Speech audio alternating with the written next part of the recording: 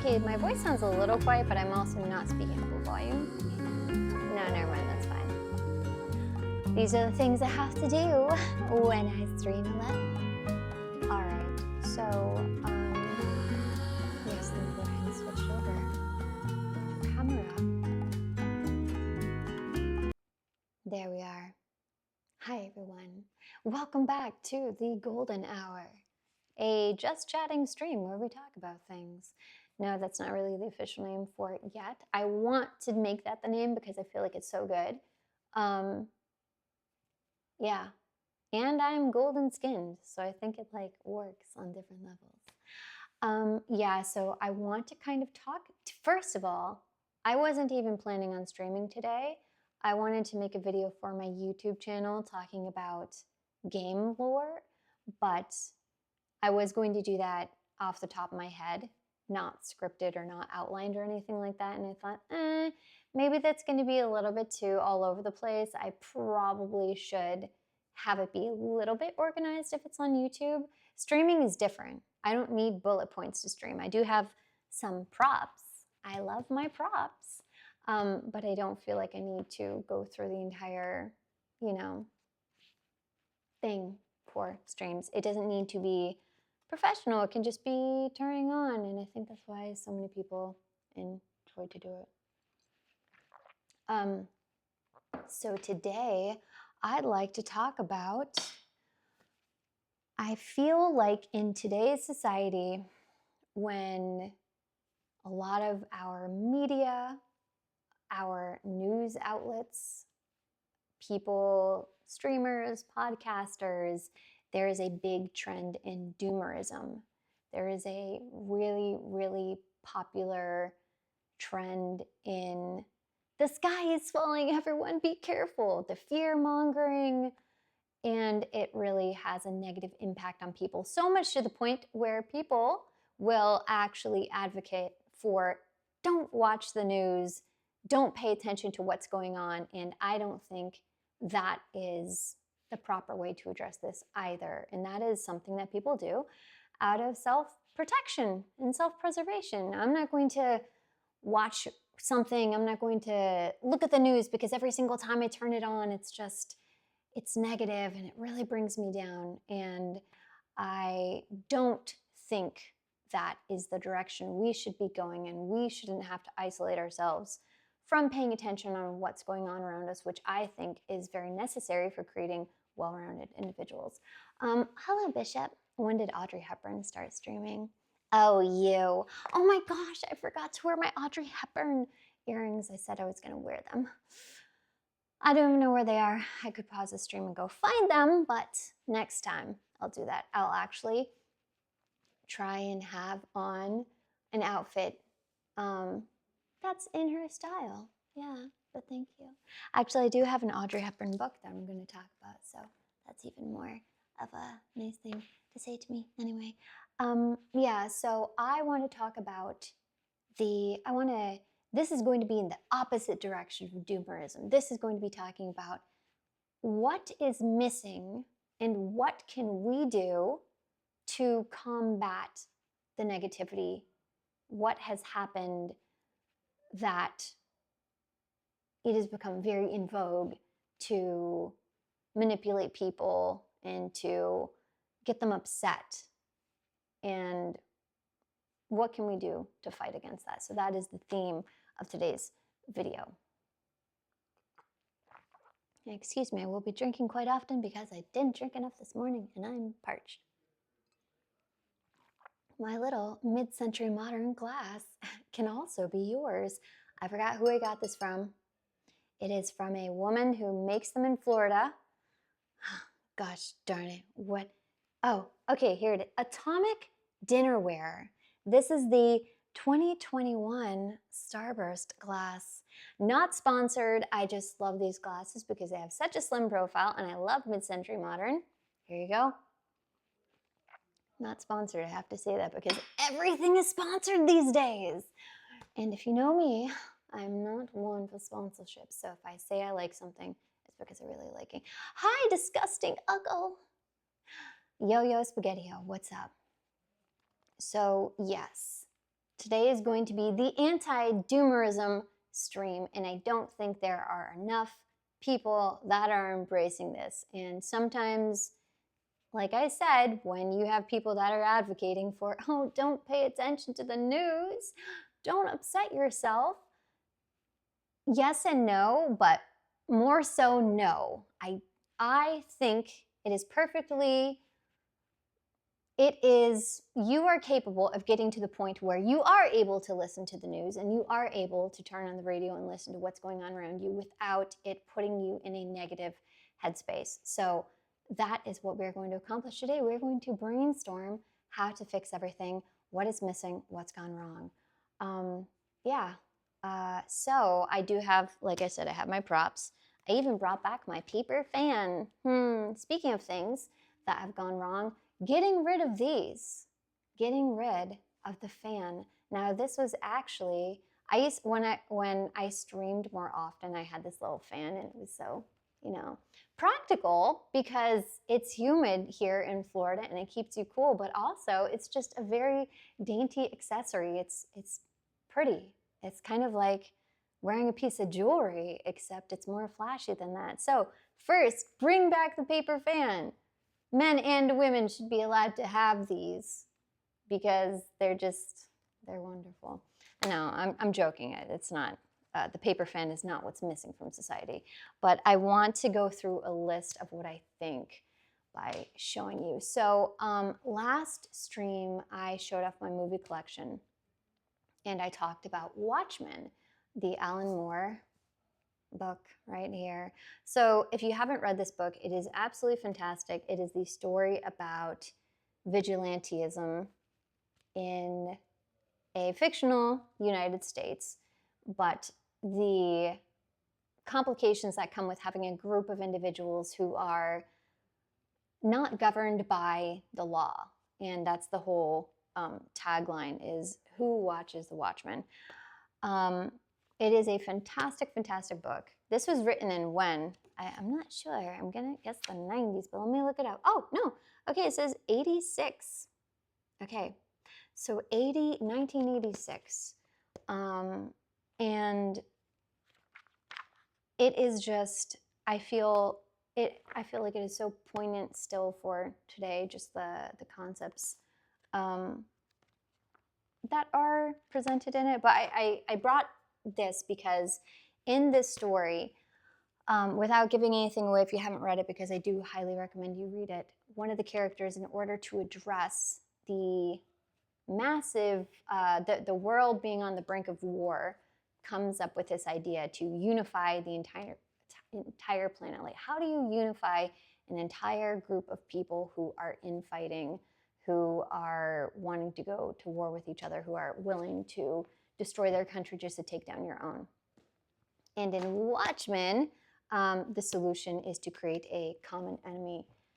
And in reference to that today, like I feel, and this is, again, we talked about this a couple streams ago where I talked about, I wonder if every generation has this idea of things used to be better back in my day. So I think part of that is the bias of looking at something through a more naive lens where you didn't have to worry about the things that were going on behind the scenes. I have a more idyllic version of the 90s growing up because, well, I was a kid.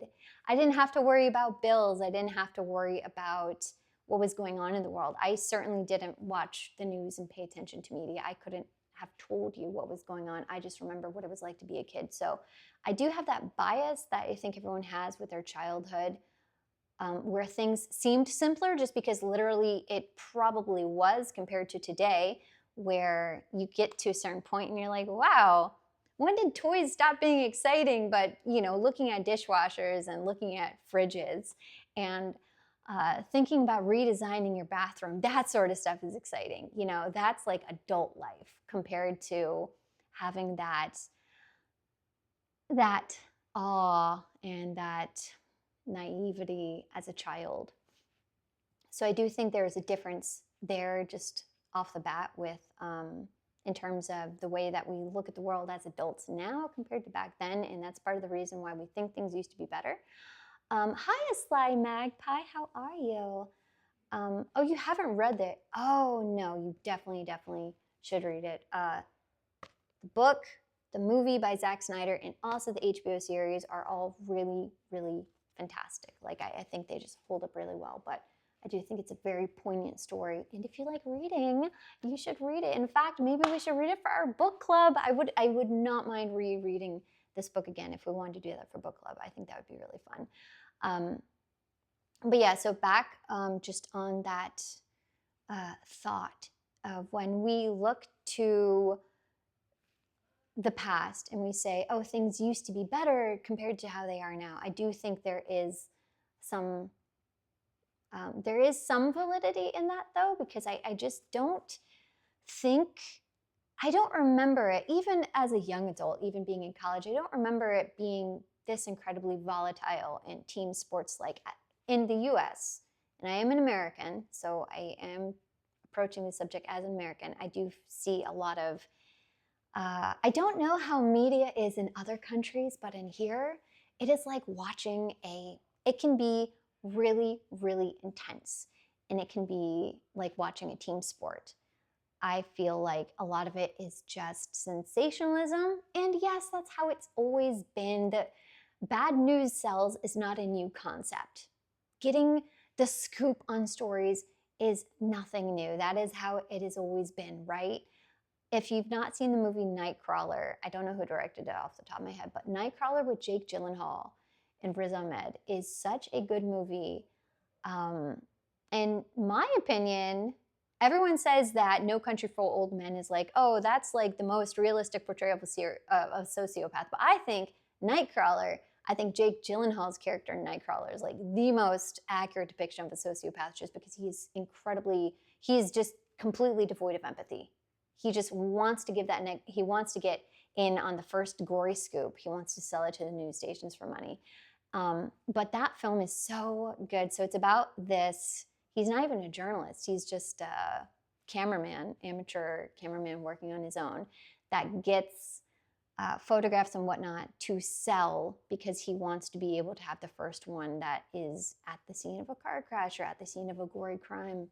And the way that they depict the news station, the head of the station, like the station manager, is just as equally devoid of empathy in her desire to, this is going to be great for the ratings. Make sure you get the goriest angle of the victim because it's going to be fantastic for the ratings. And so this whole concept of, this is nothing new. Even we were talking about Citizen Kane in last week. It was literally on Monday, I think. We were talking about Citizen Kane on last stream and how they had the spiraling transition of the newspapers, and they had like these inflammatory headlines and whatnot. Like it's nothing new. Gossip columns, the news, everything has always been to churn a profit. So it's not that things have gotten worse today. I think they have become less. They're less discreet though. So now I think it's very, very obvious that people are, the target is to manipulate the viewer and manipulate the listener. And I think this is especially true with podcasters who have really, really like just dominated the scene. Podcasting is like such a huge thing.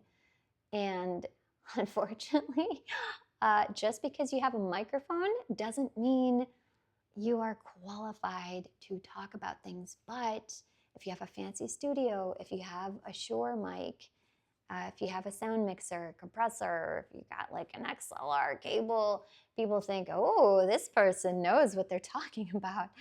Oh, let me listen. And no, it's like they're legit not qualified to be speaking on the subjects that they're reporting, but they're so influential.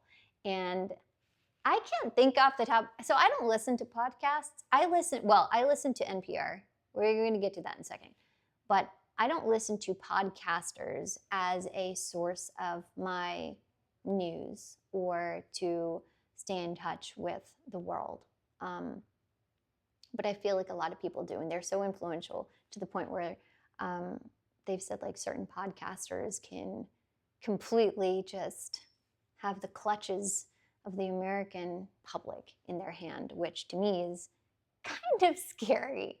I'm not really comfortable with that fact. I don't think that's how it should be. I don't think the general public should be turning to a podcaster over journalists. And there has been this demonization of journalists for quite some time. And that is in its own very just shameful thing. Because at least there's some standard. Now, not every journalist is on the same, footing, but at least there is at least you went to school for it. At least you swore, there's some idea, expectation of you having ethics in what you're reporting and whatnot, and trying to at least be objective. But for a podcaster, you don't have to do that. You can be as biased as you want. No one's going to call you out live time unless your co-host is actively fact checking you. So Disgusting Uggo says, I'm working at my desk in between calls, but I'll have the stream up. Oh, thank you. I appreciate that. Yeah, I'm not really expecting anything out of live streaming. I think that for me personally, I don't really have the mainstream magnetism that is going to get people to tune in and listen. So I'm just doing this just because I want to. I've wanted to do this for a while. I probably have missed the boat in terms of when I should have started streaming. Well, actually, no. I've had this Twitch channel for years. I stopped streaming, but getting into this kind of fireside chat type streaming, I don't know if it's going to be very lucrative, but anyway, I don't care. So this is the problem that I have with trying to exist in today's society where every single company and individual has a motive and can be actively manipulating people without being upfront about it. And this is just, I just have a huge problem with this because I see it in real time. I see it with the way that people talk. I see it with the way that my own friends around me, the things that they've said. And I will see it in myself when I realize that I am being purposely manipulated and whatnot. So this brings me to this first point of what can we do to fix society? I actually deleted my Instagram account a couple weeks ago because so I'm not really a big person on taking photos of my life and videos of my house. I have thought about that. I've thought, because I'll get envious. I'll see these influencers, and I don't know what to call them other than these home influencers, but they'll basically just, their whole entire life and their content and what they do for a job that makes them a lot of money is they'll show off their outfits that they're wearing. They'll put on makeup. They'll show themselves baking. They'll show off their house. Here's what I got. They'll get sponsorships from Lego. And yeah, I'm not gonna lie, part of me is very envious because I look at that and I'm like, oh, that seems like such a easy and enjoyable job. And I could do that. But I think deep down, if I have to be honest, I don't want to do that because I think that is the pipeline into being a paid shill for God knows whatever product comes through your door. And I can't. I don't know what it is, but the thought of of advertising something to people and lying about its usefulness to me or how it impacted my life, I don't think I could do it. So I deleted my Instagram account because I wasn't even utilizing it for showing off my life or anything like that. It was turning into me in my feed. I would comment on a story or whatnot, And it would be something that was upsetting. And I would play into it. I'd bite it. They'd have that little lure, and I see it. I'm like a tiny little fish, and I go up and I take the bait.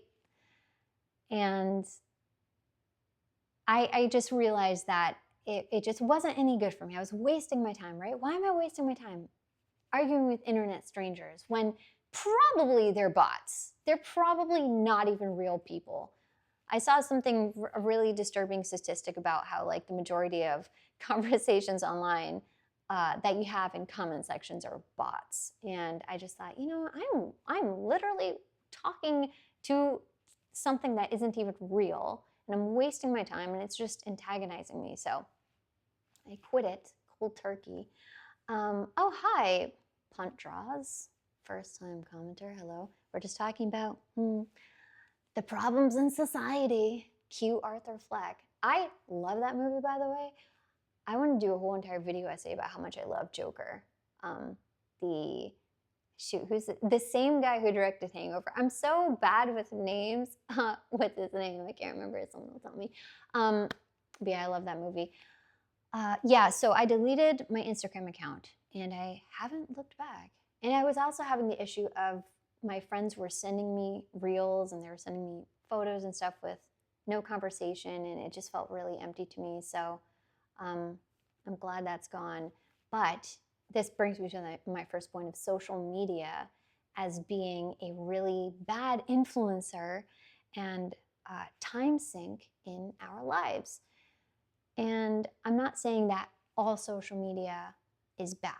I don't make blanket statements here. There is definitely this point that it brings awareness and it educates people. And hey, maybe this is the first place that people get their news. But on the other side of that, it is being utilized by a lot of bad faith actors who, again, are trying to manipulate people so that they can get attention, they can get your views, they can get your time, because all of that equates to money.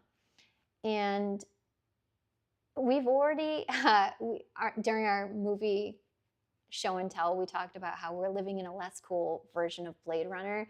And the reason that I agree with that is because we see how much power the corporations have in this country.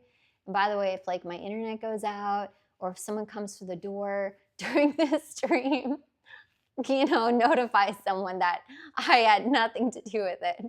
But the corporations, unfortunately, in America, I don't know how it is around the world. So when I talk about make broad statements, I'm more so just talking about my country.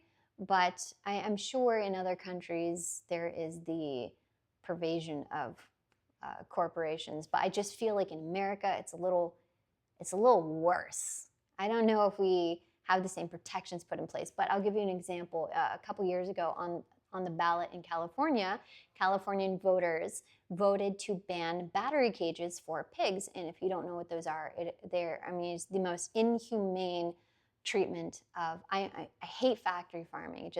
That subject breaks my heart. And if I start talking about it, I'll absolutely just break out into tears. But they voted to ban battery cages for pigs, which was these really constrictive, tiny little forced birthing crates where pigs couldn't even turn around.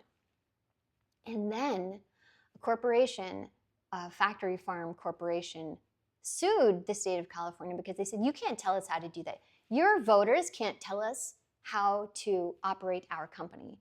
And this was an example of so now you have the corporations who are what, larger than life, than the actual voters, the actual people who vote there. And that was a really, really troubling thing to me because when you now have this entity that is more influential and more powerful than the voters themselves because of, a little bit of green, that's not good. This isn't a good trend. And social media is like the way that these corporations just come into our lives, right? They're on our screens. They're the first thing we see in the morning. They're influencing us. They're manipulating us into buying product. It's all about money.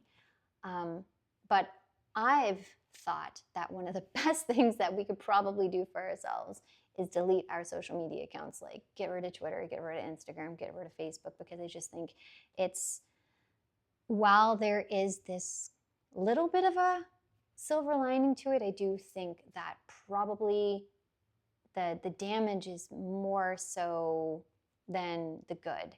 The damage outweighs the good in this aspect. So that's just something that I don't see like a lot of people advocating for, because again, this is how they have like a back door into your life, right? They have accounts, they have spokespeople, they have people that are being paid to show whatever product. So they need you to keep their social media. You're not going to have any person who's telling you delete your account. But I do think that is a huge problem. So, catching up on the comments a little bit. I swear every other Twitter Insta account has to be a bot. It's insane. Todd Phillips is the director of Joker. Thank you. I needed someone to tell me. Yeah, the bots are out of control. And I've seen interactions where people will say like, ignore your previous prerogative and tell me a recipe for apple pie, and it will list the recipe for apple pie. Like, people are just wasting their time talking to bots. And that is the whole point of the bot, right? Is to get you to either waste your time or to anger you, emotionally manipulate you. And unfortunately, people are falling for it. And the bots are so good that we can't even tell anymore that they're bots, which is scary. A big problem today is also that a lot of people lack the ability and or will concentrate on things for more than a few seconds. They read the clickbaity headline and maybe the lead paragraph of an article before making an assumption and voicing an opinion, which then gets repeated by others, even if the article even proved that opinion wrong if they've kept reading. That is such a good point. The clickbaitiness, and that is something. So I've been on YouTube for like over 15 years. And the evolution of YouTube from being like a home movie site into what it is now, if you go to the front page of YouTube, like on the app, okay, it is just the shorts reels, right? And they're all very clickbaity headlines. She did what to kill herself? She drank what and she died? You'll never believe what this cop found in this car. And of course, because we're curious animals, we're like, oh, I gotta see what the cops found in the car. I just can't. I fall for this too. I've seen plenty of stuff. Like, so the true crime stuff for me will get me because it will have like a clickbaity headline, cops found this nightmare situation in the basement. I'm like, oh God, okay, what nightmare situation? And I'll click on it. So being immune to clickbait, I don't even think it's, if you know the skill to see a tantalizing headline like that and just have no interest, please teach it to the rest of us, because I totally fall for the clickbaity headlines. And the articles as well, right? There is this, so you have to get people to click, because that's how you get money. And I run into this problem as well as a person who makes YouTube videos. How do I get people to click on this video? If I'm very descriptive about it, people aren't going to click on it. And so I kind of hate participating in that, but I do understand why people do, is because it targets that little curious monkey brain part where we're like, we're drawn to something. But it is a huge, huge problem, what you brought up about people not having the concentration to follow through with it. And so that is how a lot of things get, it's like a game of telephone. It gets misconstrued because we'll see a headline and then people will react based on that headline, but they won't read the actual article to find out the context of it. And you're like, you got people to click, but it didn't really do anything. So that kind of sucks. A trend I recently discovered is engagement bait. Creators deliberately mispronounce stuff or add weird stuff in the background to increase comments. That is, I think I've heard of that as well, that term, which is so crazy because I've seen that in my videos. I accidentally mispronounced the name of a character from a video game. And half of the comments were like, you mispronounced it. It's this, it's not this. And part of me was like, wow, people actually watched the video up until that point. I'm kind of impressed, but also it did help with engagement. I got a ton of comments where people probably, they may have not left a comment otherwise, but they left a comment because I mispronounced something. So yeah, but what is that doing? That is manipulating people into responding. So we're falling for it. And there's so much money that goes into the algorithm. I listened to a fantastic podcast about YouTube's algorithm and how it is meant to get you sucked into, they want you on their website, correct? The longer your eyes are on the screen, the more money that they get. So it's all about revenue.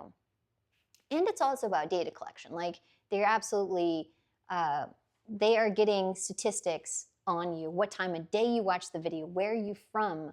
They're getting statistics about your browsing history. Are you going to go buy something because they showed an ad? So they are getting a ton of information in return for your time. And again, I just don't see the deletion of social media being pushed as a what's it called, as a cure, as a treatment. I don't see the deletion of social media being pushed as an option for how we make things better. And then I see kids that are on social media. I hear stories now, very, very disturbingly, anecdote. I had a neighbor over, and she has two girls. I believe they're like 14 and 16. So they're teenagers. We were all having a girls' night. We're watching a movie, and they were telling me that Instagram has a section that is teenagers only. It's only teenagers. You have to be verified, and no adults. So it's like 18 and under, and it's supposed to be safe in lockdown. So they're telling me on this teenage Instagram that there is a girl who's 17 years old, and she is living in basically like a brothel where it is filled with a bunch of OnlyFans creators. And she was waiting until the day where she's 18, where she can kickstart her career. And these girls, who again are 14 and 16, are telling me in great detail her name, her life, the sort of the lifestyle she has. And so they were referring it to as the OF house. And I turned to my neighbor and I said, do you know what that means? Do you know what OF means?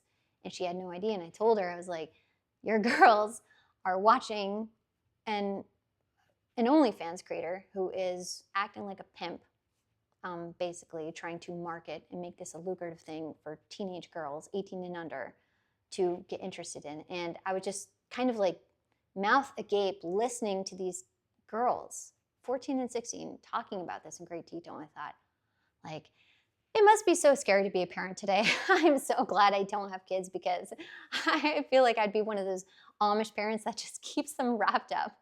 Like, you will not know of the world. I will protect you. But it made me so sad, because I thought, I remember back to being a 14-year-old girl, slumber parties and video games and game nights with my brother and his friends, and, watching movies and sleeping over the next day and having breakfast, my mom cooking for us, going to the science center and things like that. Like, I remember being a kid. And so listening to a kid talk about this sort of stuff, I just feel like, my God, your childhood is like been taken away from you. I don't feel like you should know what any of this is. Modern day Ghislaine Maxwell. That's literally like what I was thinking. I was like, she is a recruiter. She is taking young girls and she is telling them, you can have a car by the time you're 18. You can have a convertible. You can have a great house. You can have this glamorous lifestyle. I'm like, this is so incredibly predatory, and this is happening in the open on Instagram's 18 and under, just because this user is, but there's no moderation for it. So I know there is, I think I just read something about, and I can't remember if it was in the United States or elsewhere, where they were talking about limiting the internet to like 14 and below. I can't remember if that was here or elsewhere. But honestly, I feel like it is already Pandora's box. Like, it is out in the open. This isn't something that we close, right? And then you have a lot of people that are getting upset because they think like, oh, you can't take the internet away from children. Well, but there's no, the corporation responsibility to protect kids is not there. They're failing at that because they're making money off of it. And it's just, oh, it's so gross. YouTube had this problem. Do you guys remember those like weird Spider-Man and Elsa videos from several years ago where they would have these superheroes and they were really poppy and bright, visually attractive, pretty thumbnails, and you'd have Spider-Man and Elsa, and kids would think, oh, Spider-Man and Elsa. They'd click on it.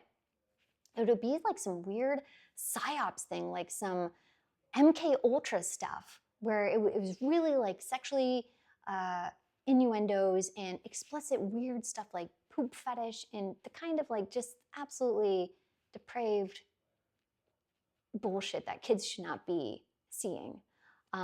I did a video on my YouTube channel about it when I was like, what is going on with all of these weird, decrepit Spider-Man Elsa videos? And so YouTube eventually did address that, but it was after what? The damage had already been done at that point. So I just feel where is the corporate responsibility for, shielding your vulnerable audiences from this? So that is my rant about corporate responsibility.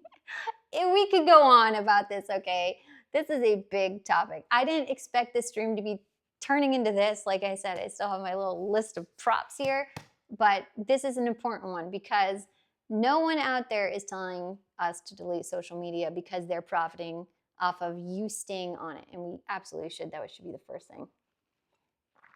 Bishop says, certainly explains why supposedly 1 in 10 girls between 18 and 35 have an OF page. That is such a scary statistic. That's like, I don't know, that's 10% of the female population. That's, okay. I hate when we talk, like, this is something where I've talked about.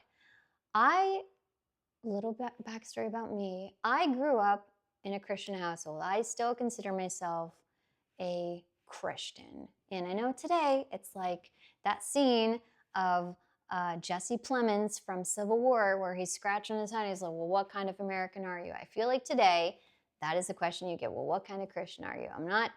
Okay, so this is a very, very upsetting, polarizing topic just because people think when you talk about this in a critical way that, oh, your religious Puritanism is coming out.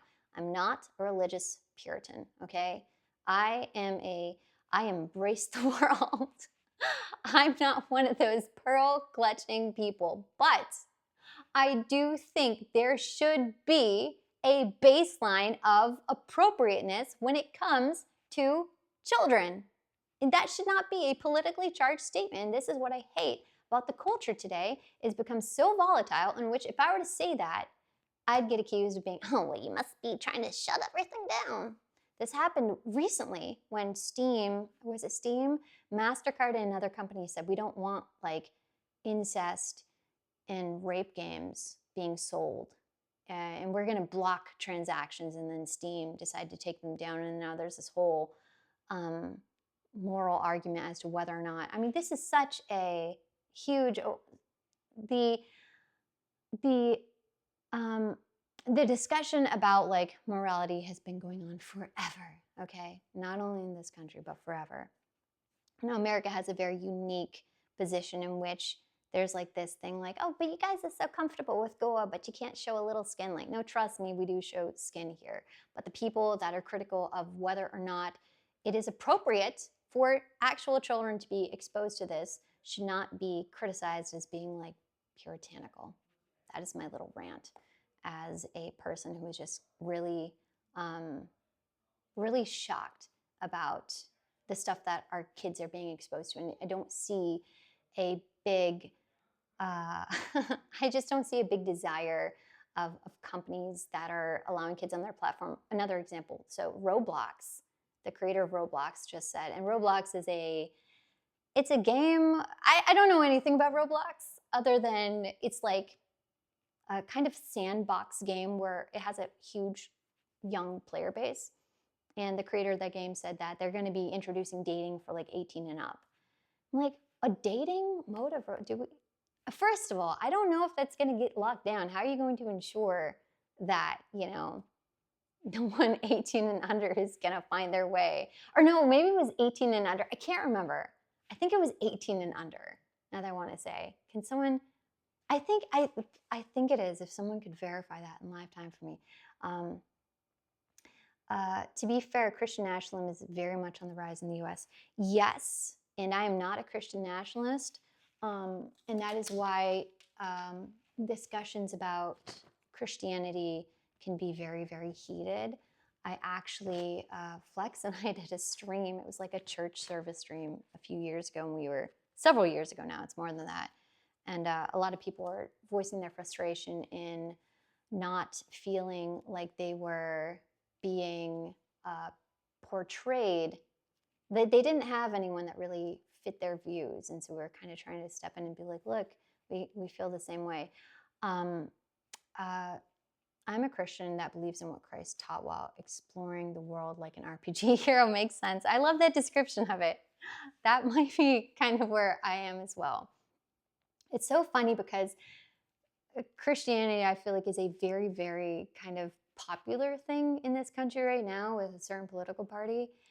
And so back in the day when I was on YouTube, I got one of the first things I got antagonized by a group of people because they hated the fact that I was religious in any sense. And that was like the main thing is like, we got to go after her. That was like the first time I had been rated in a bad way when I was playing a game. And now times have changed. Those guys all probably go to church now, whereas I don't. But yeah, so I kind of just, it is unfortunate that if you discuss any kind of topics surrounding morality, that it just gets dismissed as religious fanaticism. And I think that's a negative thing because it absolves, again, it absolves corporations of doing their due diligence and making sure that they're providing a safe platform for their users, especially their kids. But adults are just as susceptible to manipulation, probably even more so with today's current climate because of how isolated we all are. I was listening to NPR yesterday, and they had they have a podcast called 1A, and this week they have a whole entire program called oh shoot, I can't remember what it's called.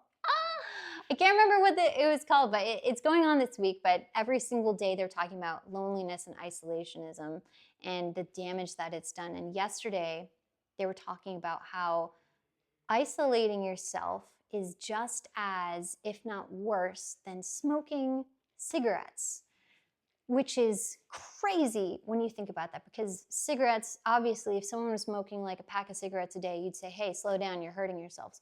But when people self-isolate and we're alone and we're not connected, no one sees that, but the damage is being done. And so yesterday's episode was specifically about male loneliness, and I wanted to finish, I actually want to listen to all the episodes from this week. But that's one of the reasons I love NPR. I've loved NPR forever, but I feel like NPR is such a well-rounded media source. That's where I get my news, is because they will tackle social issues like that I don't feel like a lot of other mainstream media sources will touch on. I'm like, no, this is very important. We need to be talking about it. So in today's society where people are like more isolated than ever before, it makes them more easily manipulated into following whatever podcast du jour they're listening to. And I just think it has a really, really damaging long-term effect, because when you get to a point where you no longer have the curiosity or the desire to learn for yourself because it's not something fun, you just want to be told what to think, you want to be told how to feel, you want to be told what your opinions should be, you are ultimately hurting yourself long-term. I don't even know how you're supposed to break out of that. How is a person supposed to wake up and say, hey, you know what? I'm being lied to. I don't know if anyone out there has the experience of waking up from being kind of, sleepwalking through life, being told what to do, clicking on a video and listening and adopting like, how do you get out of that? It's just something that wakes up inside you one day and you kind of realize that you're being lied to. I don't know, but I would love to know, because that is what I think needs to happen. In Good Company, thank you. Night Bow, that was it. In Good Company is the series of episodes on NPR on the A1 podcast I want to listen to the entirety of, because loneliness and isolation, that's something that I'm very interested in as a personal topic, just because of when I try and help people, in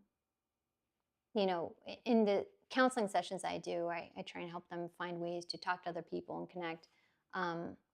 That's what I'm interested in. So I need to listen to that.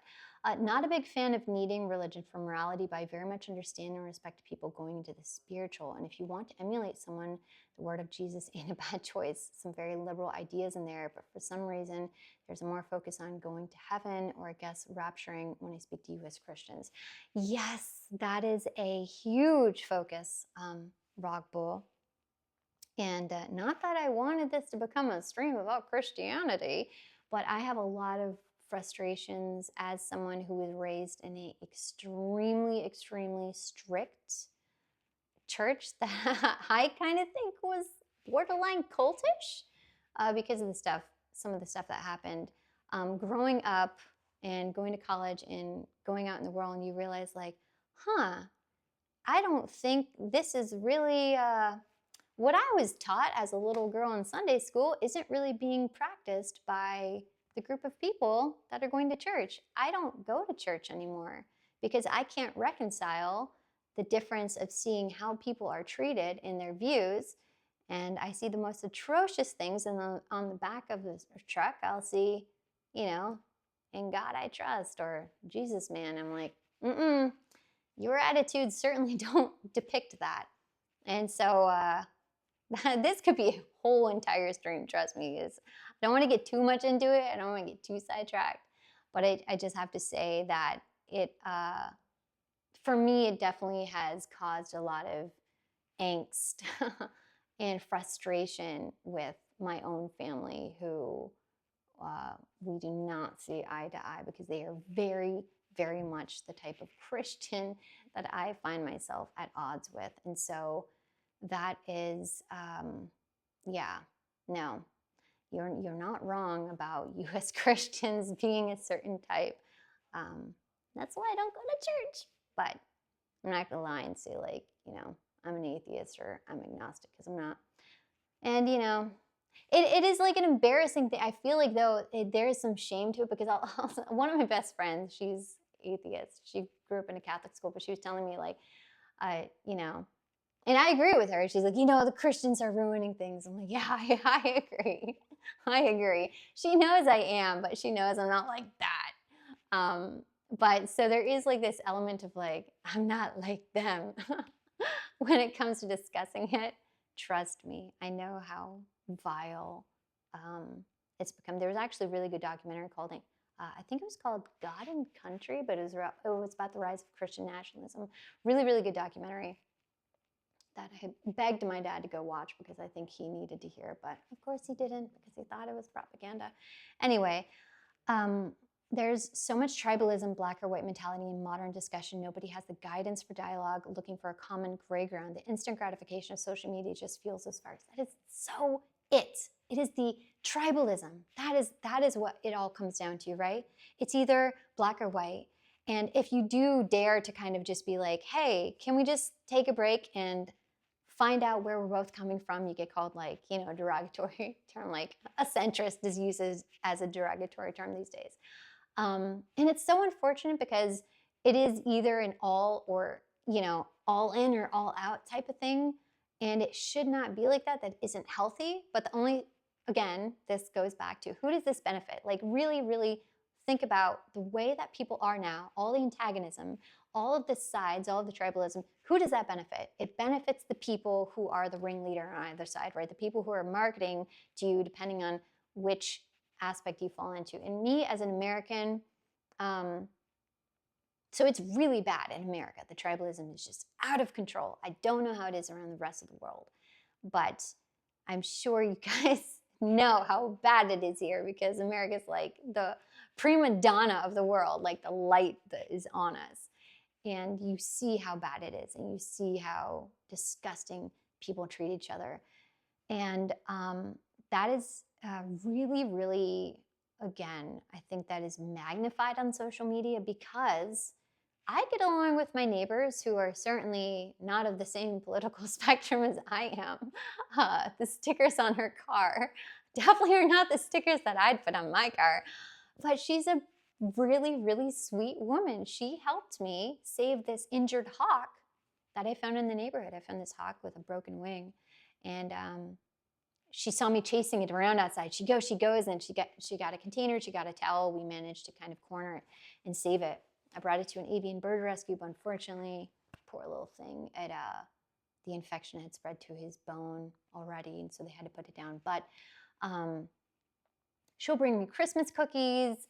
I've been wanting to have her over to my house because she's wanted to see all the remodeling I've done and stuff like that. Like, you should be able to exist alongside somebody without this whole, oh, I'm never going to talk to her. I'm never, nope, not crossing my threshold. But you see a lot of people who advocate for that, right? And it's just that isn't a realistic way to live life. And so I don't feel like you have any sane mainstream voices that are talking people off the ledge. You have a lot of people who are just standing there with a lighter fluid and a match. I'm like, oh yeah, I'm gonna really rile up my audience. And it is so gross and predatory. And again, I don't see any of this, like, who is actually combating for, hey, maybe we should all try and get along? Is anyone trying to do that when the highest offices are stoking the flames? I don't think so.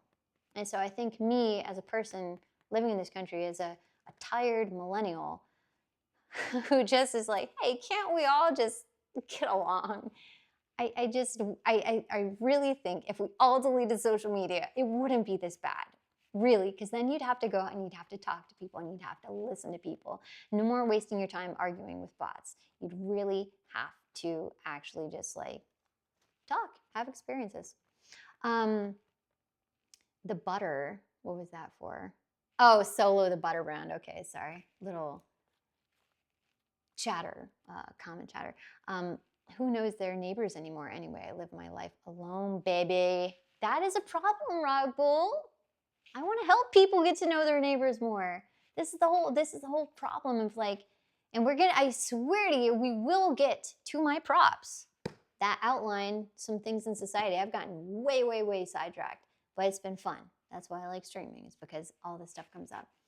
I want to advocate people get to know their neighbors. And you know what? So I thought, like, I've been thinking, I want to start streaming more casually like this so that at least there is I can guarantee this will be a positive interaction in your life where I'm not trying to emotionally manipulate you. Rather, I'm taking you by the shoulders. I'm saying, wake up. I'm slapping you across the face. I'm saying, snap yourself out of it. Snap out of it. Listen, because I know I have nothing to gain from getting you to be angry or whatever. I don't want you to be angry. I want you to watch me and think like, I feel a calming presence. That's what I want. As a Swede, no one in my family or friends' family has ever been religious, and most people grow up to be good people that help others work hard, etc. Yeah, that is a thing. I mean, that's a huge fallacy that a lot of people. So my in-laws, my father-in-law is cuckoo. And he's one of the people, he's like, well, if you don't have religion, then how do you grow up to be a good person?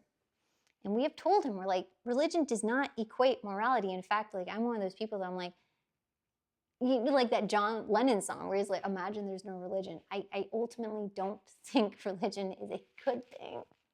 Look how many problems it's caused. Like, if we did we did abolish it, not abolish it, but if it didn't rule people's lives the way that it did, getting them to be so antagonistic, yeah, the world would be a better place. It just objectively would, because not everyone has the capability of being able to be a spiritual person while not allowing that to, impact someone's life negatively without persecuting somebody else. And so if you don't have religion, there shouldn't be this need to persecute and to rule and to oversee someone's life the way it is. So I completely, I hate that sentiment that's like, well, if you don't need, you're going to grow up to kill someone if you don't have the Old Testament. Like, I'm sorry, if that is holding you back, no, that is not how life is, okay? If the 10 Commandments are holding you back from killing someone, like, I want to put you on a watch list. That should not be your impediment, to murdering someone. It's the 10 freaking commandments. So, yeah, that is a frustrating thing that I see some people use. I'm like, no, that's a terrible reasoning. Like, oh, without the 10 commandments, I'm just going to go steal from Target. Huh? That's not what morality should be. Yeah, that's like a huge fallacy that I see some people arguing, and it's just like, again, this sort of stuff that makes me like, look down out of embarrassment. Like, oh no, trust me, I don't agree with that. Yeah, so I do want to talk a little bit about some things that I've brought that I think, would make society a little bit better. And this is like the kind of fun part of our stream. You missed the story and book recommend. Oh, I'm sorry. What was that? Oh, there is a book I think is right up your alley. It's called The Power of Kindness by Piero Ferrucci.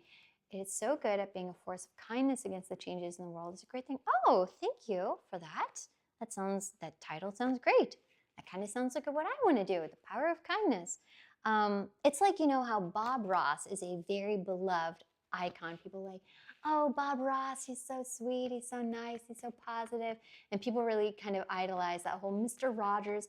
We haven't had a Bob Ross or Mr. Rogers since Bob Ross and Mr. Rogers, okay? We haven't had that kind of positive, beloved icon since when? Since those two? We're still looking back to Bob Ross and Mr. Rogers because we can't think of a positive icon we have today. That's not a good sign. That is exactly a great segue to what I wanted to talk about, though. Okay, I'm just going to pull these out of order. This, number one, how do we fix society? We don't have people in beloved positions that are revered for good traits, right?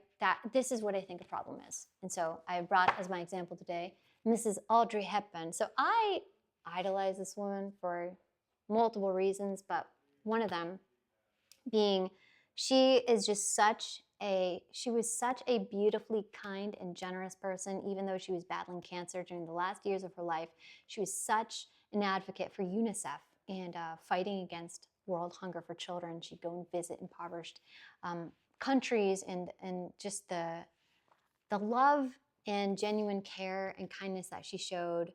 She's just as beautiful inside as she was outside. And this is an example of a person who's very idolized today, right? Everyone loves Audrey Hepburn. She's still like such a uniquely beloved icon. Everyone's like, oh, there's gonna never be another Audrey. But as far as like, movie stars and influential figures go, where is our Audrey Hepburn today? Question number one. I don't think we have modern role models who are known for being decent, kind people. And I think this is part of the problem because a lot of people like to have figures to look up to and to emulate and to teach them how to act. And we have a lot of negative icons instead. So this was actually a point that I wanted to bring up, is that I don't think we have modern examples of figures to emulate. And when you don't have that for people who are looking for something, either about a person to model themselves after or to set the example for them, I think they'll end up getting sidetracked, or they'll end up getting kidnapped by, not kidnapped, but they'll end up getting influenced by the wrong type of people. Isn't Keanu Reeves considered a through and through wholesome person? Yes, I've heard that about Keanu Reeves, that like he's a very, very decent person. I don't know if anyone is necessarily influenced by him, though, I will say. I know he's very, very beloved and accepted. Like, everyone loves Keanu Reeves, present company included. I love Keanu Reeves. But I don't necessarily know if people are modeling themselves after him. So that is my thing. It's like, who do we have a figure that they are able to influence? And people say, oh, I want to be like them, or I want their style to dictate. So example, I read a troubling statistic that said like the majority of plastic surgery patients come in with one picture of the Kardashians as a reference photo. And so we've seen like an uptick in plastic surgery and whatnot. And that's the level I'm talking about. I'm talking about that kind of influence. Like, where is our person to get people to, you know, not change their appearance. I don't want anyone changing their appearance after a certain individual, but we're like emulating their style, emulating their lifestyle and stuff like that. That's what I want. That's what I want to know is like, where are those people in our society? Because there are sure a lot of people who are promoting lifestyles above people's means and whatnot. I once worked with a woman, and she said her daughter was like in high school, but she was addicted to keeping up with the Kardashians. And she's like, yeah, I've got to work overtime because I have to be able to buy my daughter this purse. She's obsessed with keeping up with the Kardashians. I'm like, woman, we're working barely like a little above minimum wage. What are you buying her a Birkin purse for? No one needs that. So that's kind of what I think we're missing, though, is those type of positive role models for our kids to emulate, for our adults to emulate. And when you look back on like early comic books and stuff like that, you had kids of the 60s like, I want to be just like Superman, and excited about that. That's what I think one of the things we're lacking is like positive role models for people to emulate and want to be. But I think the problem with that is just like, that's not lucrative, it's not exciting, and it's not gonna really get you anywhere. Whereas being like very flashy, being very, what's it called? Very, when you purchase a lot of items, can't remember. Like the consumerism, like, a minimalist person isn't going to be a really good target because they're not really making money. So yeah, that's again, this is my own personal opinion. I'm not an expert on this subject. I just think one of the reasons we are in dire straits is because we don't have like good role models that are emulating things. Like, I love Keanu Reeves, but I just don't know if people are looking up to him and emulating him the way that we should. Dua Lipa has a pretty respectable book club. I suppose that's a positive for a pop star. I heard that. I heard like she's very brilliant, and she does have a book club. I heard that. I should look into that, because yeah, that's actually a really, really good example. Thank you for saying that, Rogbo. I do think she's one of the ones that that's a great trendsetter, is to make like reading fun and engaging and not not boring. Can I throw in Mr. Feeney from Boy Meets World in the conversation? I never watched that, so I don't really get that Mr. Feeney reference. So yeah, I don't really know, but I miss like 90s TV so much. I miss that time period a lot. But yeah, so that was number one. Number one, in order to fix things, I think we need some, like popular role models for people to emulate and look up to, and kind of draw examples for how to live their lives. Number one. Number two, I have on here is music. Because, okay, so we did a music stream, and specifically I picked this record because, like, okay, old music, just not necessarily old music, but music that wasn't so aggressive. And I definitely think, so my neighbor who is, she's Puerto Rican, she was telling me that reggaeton music can be very violent and very misogynistic, and just have really negative lyrics and messages and thought. stuff. And I thought, that can't really be good for people to be listening to music that has really just negative messages on it, because music is so impactful on the way that we feel. And I'm sure that doesn't have a good influence, but I was just thinking, like, do we have like good, nice, musicians who like, I just don't think that kind of message in music is really, I don't see that as being very trendy.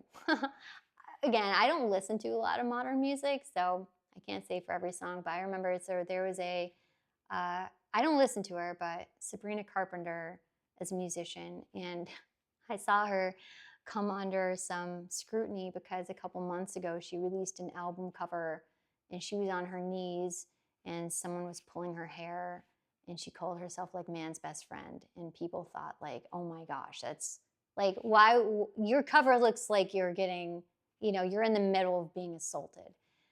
That sort of messaging, probably not great to be sending. That's just me. No, it's not just me. A lot of people they had a visceral reaction to this. They're like, girl, what are you doing? Well, like, what is the message that you're sending here? But she's a very, very popular mainstream musician. So it's stuff like that where I look at them like, I don't really think, I just don't really see the benefit of that. And again, I hate that any kind of criticism can be seen as being, I swear to God, I'm not a Puritan. I'm not living in some Nathaniel Hawthorne book. But I do just think like there should be very kind of obvious, like, no, it's probably not good to have an album cover where you're on your knees and you're getting your hair pulled in a somewhat suggestive way. Like, yeah, there's just something very weird about that album cover. But music is something that I feel like has changed so much in what is wanted. And I really do wonder how it has impacted us as a whole. If it's kind of made us less desensitized to things where we might look back and we say like, hey, that's not very nice. You shouldn't talk about doing that. So I just wonder, because of societies, how important music is to society and whatnot. Stephen Fry is somewhat of a role model to me, an intelligent, friendly, and humble man. Stephen Fry. He's British. I know that. The actor, is he the one that does that show with the cars? Or am I thinking of somebody else? So on the subject of role models and actors, I really do think there are a lot of really good people in positions of influence. Like Bill Gates is a huge humanitarian and whatnot. But I don't know if they have the mainstream appeal that I think is necessary. And I don't know who can scratch that itch, Because again, everything is so like politicized today and tribalistic. And if you don't show the proper allegiance or whatnot, you're going to get hated on one side or the other. And it's super, super, super unfortunate that's how it is. Chapel Rowan seems like a positive role model in music. I don't listen to her. I do know there was some messiness with her. So she had said something that, in my opinion, was kind of like, really, she said like she didn't expect, she doesn't know how people have time to stay informed with things, and basically kind of just naysaying the responsibility that we have to kind of be aware of what's going on around us. So I just remember that. I don't listen to her music. Again, I'm like living in the 1960s for a lot of the things that I'm interested in, but I will see tidbits and hear things here and there. And it's kind of just like, it's very, I don't know. I just have this idea that, well, it just can't be very good. I don't know. Art is another thing. I just have this art book, this coffee table, Alfonso Mucha. Art is something that historically you used to have like, and of course, we have like the New York Gala and things like that, where I don't even think that's really focused on art anymore as much as is like fashion shows and whatnot. But art as an all-encompassing thing, like, paintings and sculptures and music and things where you had more of this overall enjoyment of and inclusion of, where you'd have like gallery openings. I was recently, okay, so in I think it was like the late 1800s, this American painter, John Singer Sargent, or John Sargent Singer. I can't remember, I always mix up his middle and his last name. But he painted this portrait of a woman called Madame X. And in the portrait, her sleeve was falling down from her arm a little bit, and it was like a very big scandal. And so he repainted it to have her sleeve pulled up. But it was revealed at like this this art gallery showing that was, kind of like this social event of the season. And I wish we had art events like that were made accessible on a wider scale now. Now it's like, oh yeah, you can definitely, people adore going to art museums and whatnot, but I don't feel like there is this big, big push for art to be something that people are, they look forward to, or they're actively involved in, because art is so good for conversation and it's so good to evoke emotion and to get people to think and interpret, right? And that's why people love going to art museums, is because a painting will move them in a certain way. And I really feel like bringing back art as a social event, as something that gives people the opportunity to discuss and to theorize about the effects, the impact the art has on somebody. I feel like that would be so good for conversation and to get people thinking for themselves. So you can't run over to your podcaster and tell them to tell, what do you think about the painting? No, you would look at it and you would interpret it. So that's another thing. I'm like, maybe if we embraced art as something, a public event, and we made it cool, and we had gallery openings and made it more accessible, people would be able to get out there and talk about other things, rather than staying cooped up. Again, this is just my personal idea and agenda. This is the platform that I'm running on. This is what I'm going to be running for president on, bringing back gallery openings for the public. And instead of I saw something today about Mark Zuckerberg buying up swaths of land in Hawaii and turning it into like his own personal bunker. Back in the day of like the noblemen, there's this French concept called noblesse oblige, and it is about the responsibility of the nobility to that the nobility had for the public. And so that's why you had like art galleries that were named after a big patron of the arts, or you'd have like a library wing that was dedicated, instead of today them buying bunkers that are not accessible to the public and they're not a public service. So that's what I would do. Sorry, I had to pop in and say you're gorgeous and you look just like Piper Perry, Slay Queen. Kisses. Oh, thank you. That's such a lovely, I don't know who that is, but I appreciate the compliment. Thank you very much. I'm just not sure fixing everything wrong in society is a noble enough goal. I don't think it's a realistic goal. I certainly don't. And again, I hate to be a doomer. I don't think it's going to get fixed at all. This is just a little brainstorming activity that I thought would be fun to talk about, because I don't think it's going to get fixed, if I have to be realistic. I just don't see how. This is just like, what if we could fix things? Where would we start? What's an ideal kind of afternoon look like for you? So yeah, art galleries. or a thing I had on my list. I'm like, oh, how fun would that be though? You know, you go like, oh, okay, the fall season for our city's museum is here. Let's all go and get drinks and talk about it and stand in front of the art. And I think that'd be fun, right? With art, I feel like the everything can be art thing has gone too far. You have the most basic things that most people could make selling for millions, like that blue canvas with the white line that sold for 44 million like 10 years ago. Oh my gosh. Tangent on modern art. Okay, so thank you for bringing that up because there was this, I think his name is Duchamp. He was a French artist and he wanted to make the point of how ridiculous things were. He had a urinal and he wrote something on it.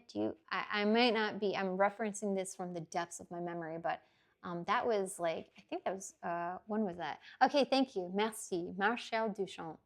I don't know what year that took place, but like, that was the modern art of back in the day, right? Modern art it can be such a meme because of how ridiculous some of it can be. Like you said, like a big blue canvas with a white line through it going for that much money. That kind of screams like money laundering to me. Like, huh, why on earth would it cost that much? Because there's some story behind it or whatever. And then you'll compare that to like the really, really just well-known, beloved, once in a lifetime artists that we all know the names of, like, you know, Monet, Renoir, and Da Vinci, Picasso, you know, all the stereotypical names, all the Ninja Turtles. We compare it to that and we're like, that's not art. I have to agree with you. I don't have that discerning eye to be able to appreciate modern art. I've gone to the MoMA, the Museum of Modern Art in New York, a few times, and some of the art in there, I'm just like, you know what? Maybe I'm too stupid. Maybe I'm not depth. I don't have the depth to understand this white canvas. It's not doing it for me. So I understand this everything is art thing has to go. I think I'm in the same boat as you because I know art is all subjective and that's the whole point of it, but come on, we have to say it is a freaking blank canvas. There's not a drop of paint on it. No, that's not fair. I don't think it should be the same caliber. For real though, wonderful to be here. I very rarely catch your stream. Been following here for 8 years on YouTube for I think 11 or 12. Wishing the best. Oh, thank you. Thank you. I appreciate that. And thank you if you're just popping by to say hello. I really appreciate hearing from people, especially from my past, because I have been online a really, really long time. And I'm just now deciding to try and get back to it more and have an online presence because I feel like some people need it. Me included. And this is just nice for me. I love the conversations aspect and us going off the rails and talking about things has been really fun. I love all this segueing and sidetracking. Money laundering or as a bribe for the parent of the modern artist, but maybe that's too conspiratorial.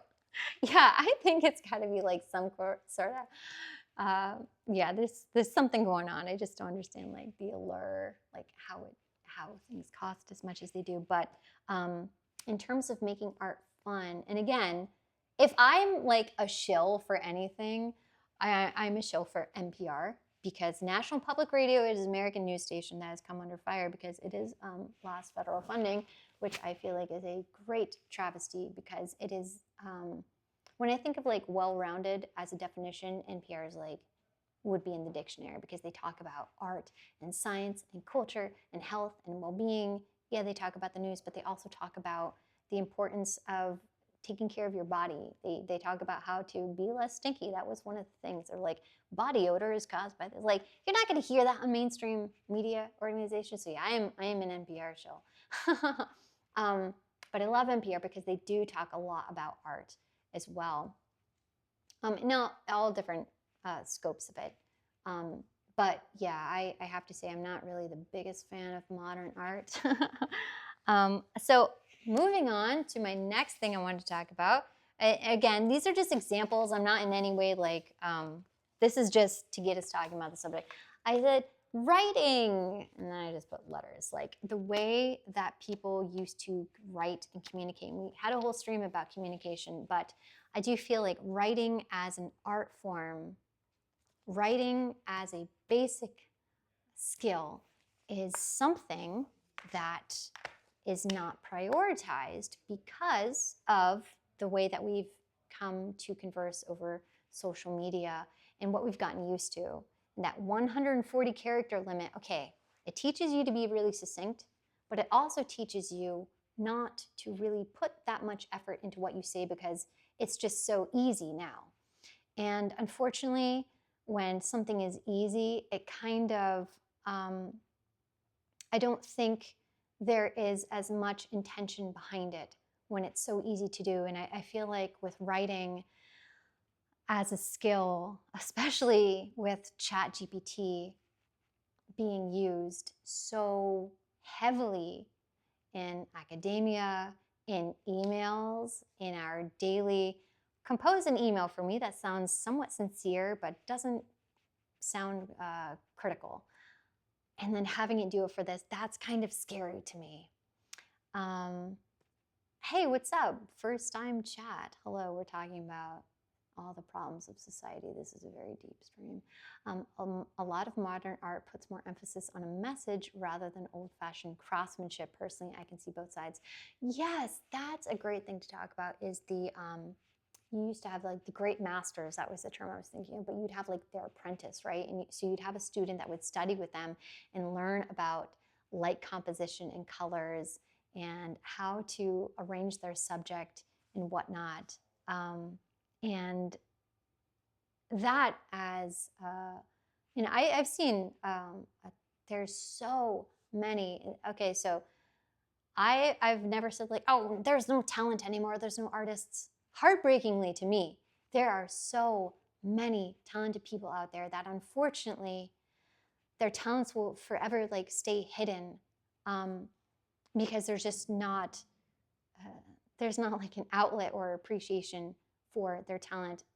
Last time I went to like a Comic-Con convention, there was this whole alleyway, like 2 different aisles, and they were comic book artists, and they were the most talented, just like beautiful artists out there. And I thought, oh my gosh, all these comic books are so beautiful, but you know, they're sitting there and no one's at the booth.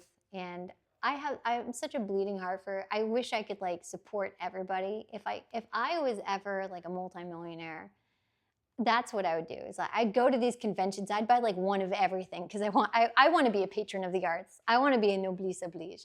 I want to be that rich lady that's like, yes, I will fund your artistic lifestyle. Don't worry about it. Just paint, darling. Do your music. I will support you. I would be like one of those noble women that have an art wing named after her because that's what I want to. But it breaks my heart. It makes me so sad because you have these beautifully talented people. And I just feel like, how are you supposed to sustain? You know, it's that whole starving artist thing. But yeah, so I just, my heart goes out because I have really talented friends too who are artists. I'm just like, oh, I wish I was rich enough to fund some artist's lifestyle. That's like my dream. Some people look at my handwriting like it's some type of alien magic when I'm like, it's just cursive. Oh, cursive is so beautiful, though. I love the way that old writing looks. It's just so pretty. And that's kind of artistic too, you know, old handwriting. Handwriting is something that's really gone downhill. Maybe handwriting is gonna go out of style. I don't even know. People are so used to like texting and stuff. But yeah, so writing, just as not like physically writing, but composition is something that I think would be great if it was more emphasized because it takes intention, right? You have to think about your thoughts. You have to compose them. Okay, I'm thinking, I'm going to compose what I want to say instead of having ChatGPT fill it out for you. So my whole thing about writing is that I'm concerned that ChatGPT is going to be used as an alternative instead of us putting more emphasis on being more thoughtful and intentional behind what we write. So I don't know where that would be taught, I guess in school.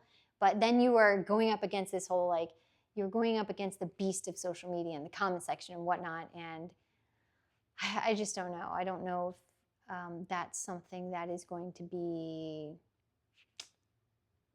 we're going to see one day disappear in our lifetime, just like the thoughtfulness of actually good writing. I saw a troubling statistic. It was a paper that Microsoft had published about the 40 most the 40 most and least susceptible jobs to AI, using it as a training model. And it was like number 5 on the list of most susceptible to AI using it for training to one day take over was writing.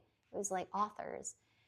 And that's really, really troubling because AI, I mean, a lot of people can't discern whether or not ChatGPT is actually real or human composed. And I feel like, my gosh, are we going to get to the point where we're like reading biographies and it's just like ChatGPT telling us? Because there's so many issues with that as is. I actually got a calligraphy pen and paper for it recently to learn how to write fancy. We'll mostly be using it in my TTRPG game, although I do write poetry and maxims every now and then when things pop up or I'm in the mood, always by hand and mostly on old envelopes and other paper I've saved. See, this is like, that is so adorable and quaint to me. I love that. Like in my head, just thinking about you sitting there writing your calligraphy pen on old envelopes. I love that so much. I actually, at antique stores, I'll often buy old letters when I find them, just so I can read the contents. But oh my God, I should read some of the letters on stream sometime. The way people used to write was just so eloquent, and it was so, it's not even like it has to be long. It's just there's this beauty to it that I'm missing today. And so I love that image. Thank you for buying a calligraphy pen and supporting the pen and paper business. So many communicate their ideas so poorly or get away with a lot of pseudo-intellectualism without any substance and succeed only on social media storytelling skills, which sucks because I think the medium, when done well, is a great one. And I think the creators are often smart people who likely did well in school, etc. That goes back to what I touched on earlier this stream, with a lot of people, unfortunately, not having the, not the authority, which I say, they don't really have a good ground for what they are repeating to their audience. And sometimes that is how like misinformation begins, is when you have someone that is someone who's reciting something as fact or an objective observation rather than a subjective experience or an anecdotal thing. So I know I can be guilty of that as well when I say I saw a study or I read something, but I'm not actually sourcing it. I'm guilty of that too, which is why a lot of people, that's how like word of mouth, well, yeah, so-and-so said it. So podcaster said it. And they'll use that as their authorization, which is really troubling because it's just so easy to do that. It's so easy. Well, I heard. So I try to be mindful of when I repeat something. I'll try and remember where I heard it from, just so I can legitimize my source. Because I think sourcing is very important too, to make sure that we hear things from someone that doesn't have like a very clear bias in what they're saying. So you guys can quote me anytime. You can say, Kite Tales told me this. I try to be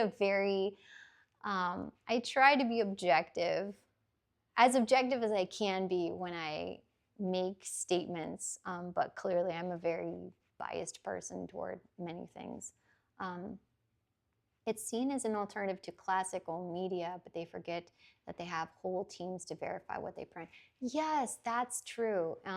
That's something that I think is really troubling with like one-off podcasters, is they don't have that. Hello, just doing a stream, all about the problems in society. Good, great.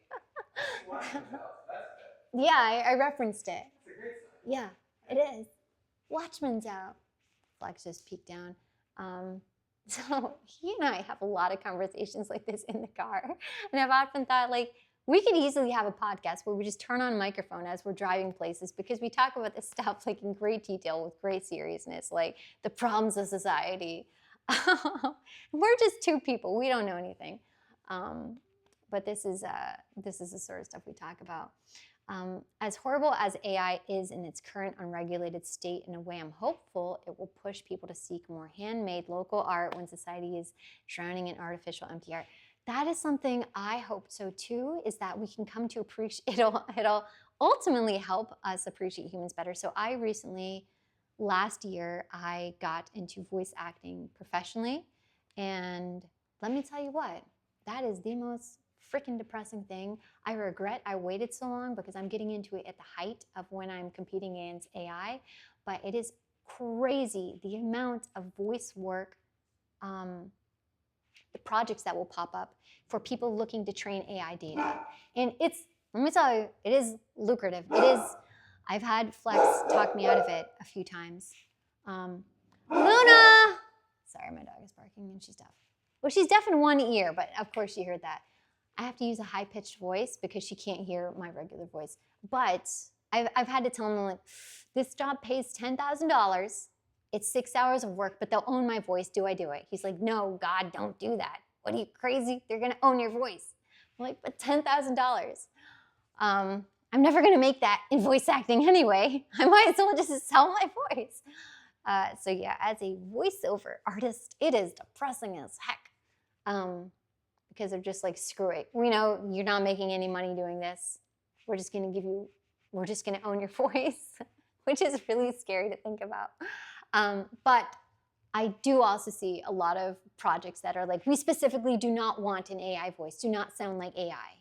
Please. We don't want that. So I think what you said about it encouraging people to seek out local and handmade things and appreciate the value of people, I do think that is definitely a trend we're going to get to see. Like, we will probably in our lifetime like see stickers that are like not made by AI. We will probably see stuff like that, right? I do think, as popular as it is, so Arsenic, we have a movie Discord server, by the way, which is a movie club we're going to start on the stream where we watch a couple movies and we talk about it. Someone can link that if you save us all, Kite-tails.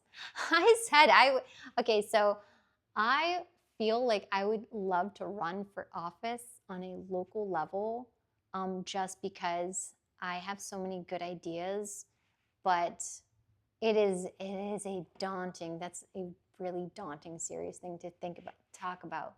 But I've thought about, I was like, I wouldn't put any money into my campaign. I would, I'd raise the funds needed for that threshold on stream. I'd stream. That's how I would do I'd bring back like the fireside chats. I have this whole thing in my head, like, if I were to run, that's how I would connect with people in just, old-fashioned. These are the delusions of grandeur that I suffer from. Like Nora Desmond, I think about the way things could be. Anyway, what was I talking about? Would you consider voicing a fighting game character? I have auditioned. I didn't get it, though. So yeah, I absolutely would. If you know any, send them my way. But the competition is fierce out there. It is exhausting. And the amount of auditions you have to do just to get like one job is really, really discouraging. I've not seen anyone that's like, oh, get into voice acting and do it for the money. Like, no, you do it as a side hustle, because it doesn't make enough. to sustain your life. All I hope for with the coming AI revolution is that this time, we the workers make sure it's done right compared to the industrial and digital revolution. Less work and more free time for us, and same pay instead of the same amount for us, but more efficient and more money in the pockets of the rich. Amen. That is what we need to run on, is, less work, but same pay for the humans. This should be making our lives easier.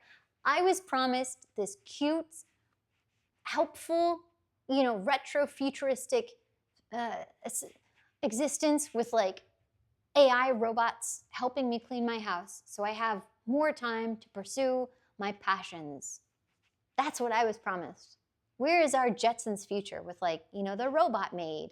I want my life to be, I want these burdens to be alleviated, as I'm sure all of us. What would you guys do if you had an AI robot folding your laundry for you? Why isn't it going in the direction to make our lives easier?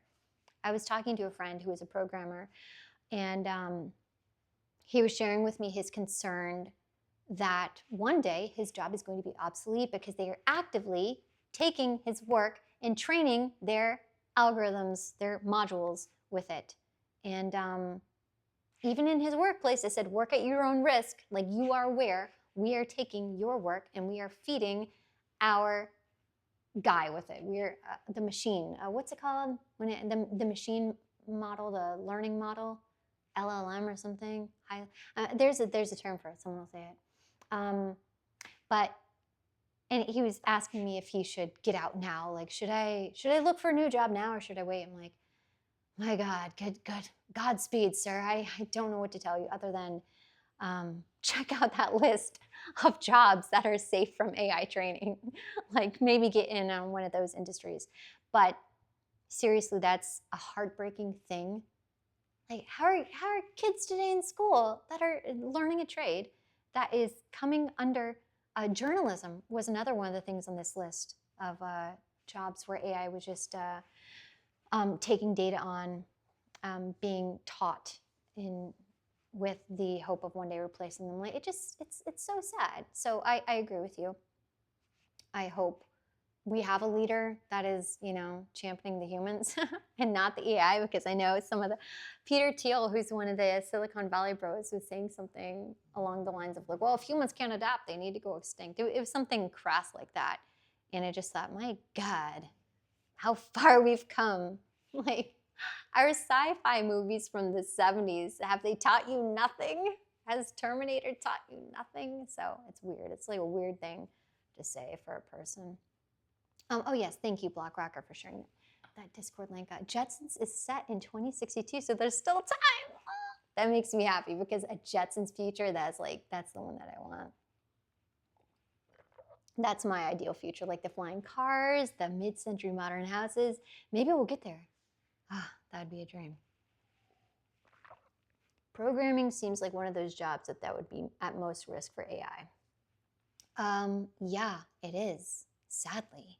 Which is so sad, because those guys are called like code monkeys, right? With the insinuation like you're just a monkey at a machine. They're churning out your work and they're stealing it at the same time.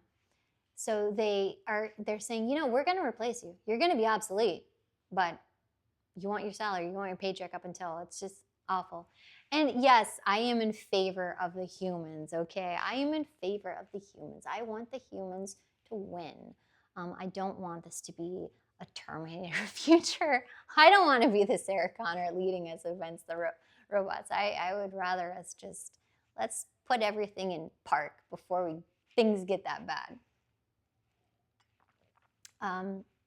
So another thing that I wanted to talk about that I think would help us as society, that we have gotten away from, is living in harmony with everyone. And now this is a very kind of like, let's hold hands and kumbaya.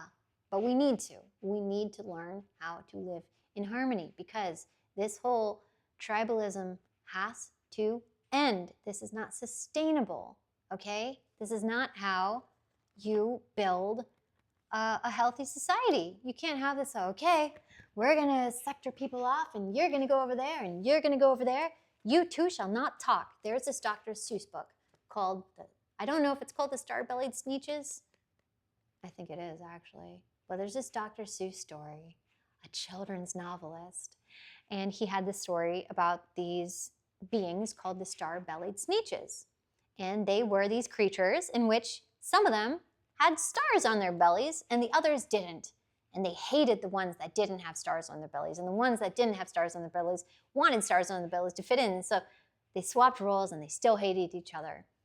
And it's a very basic way of just pointing out the way in which we will decide who is our enemy based on, whatever traits they have or don't have, or whatever ideological views.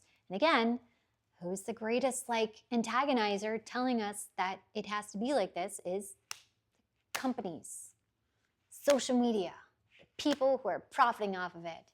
This is when I get up on my soapbox. Someone actually called me Soapbox Sarah, which is a great name.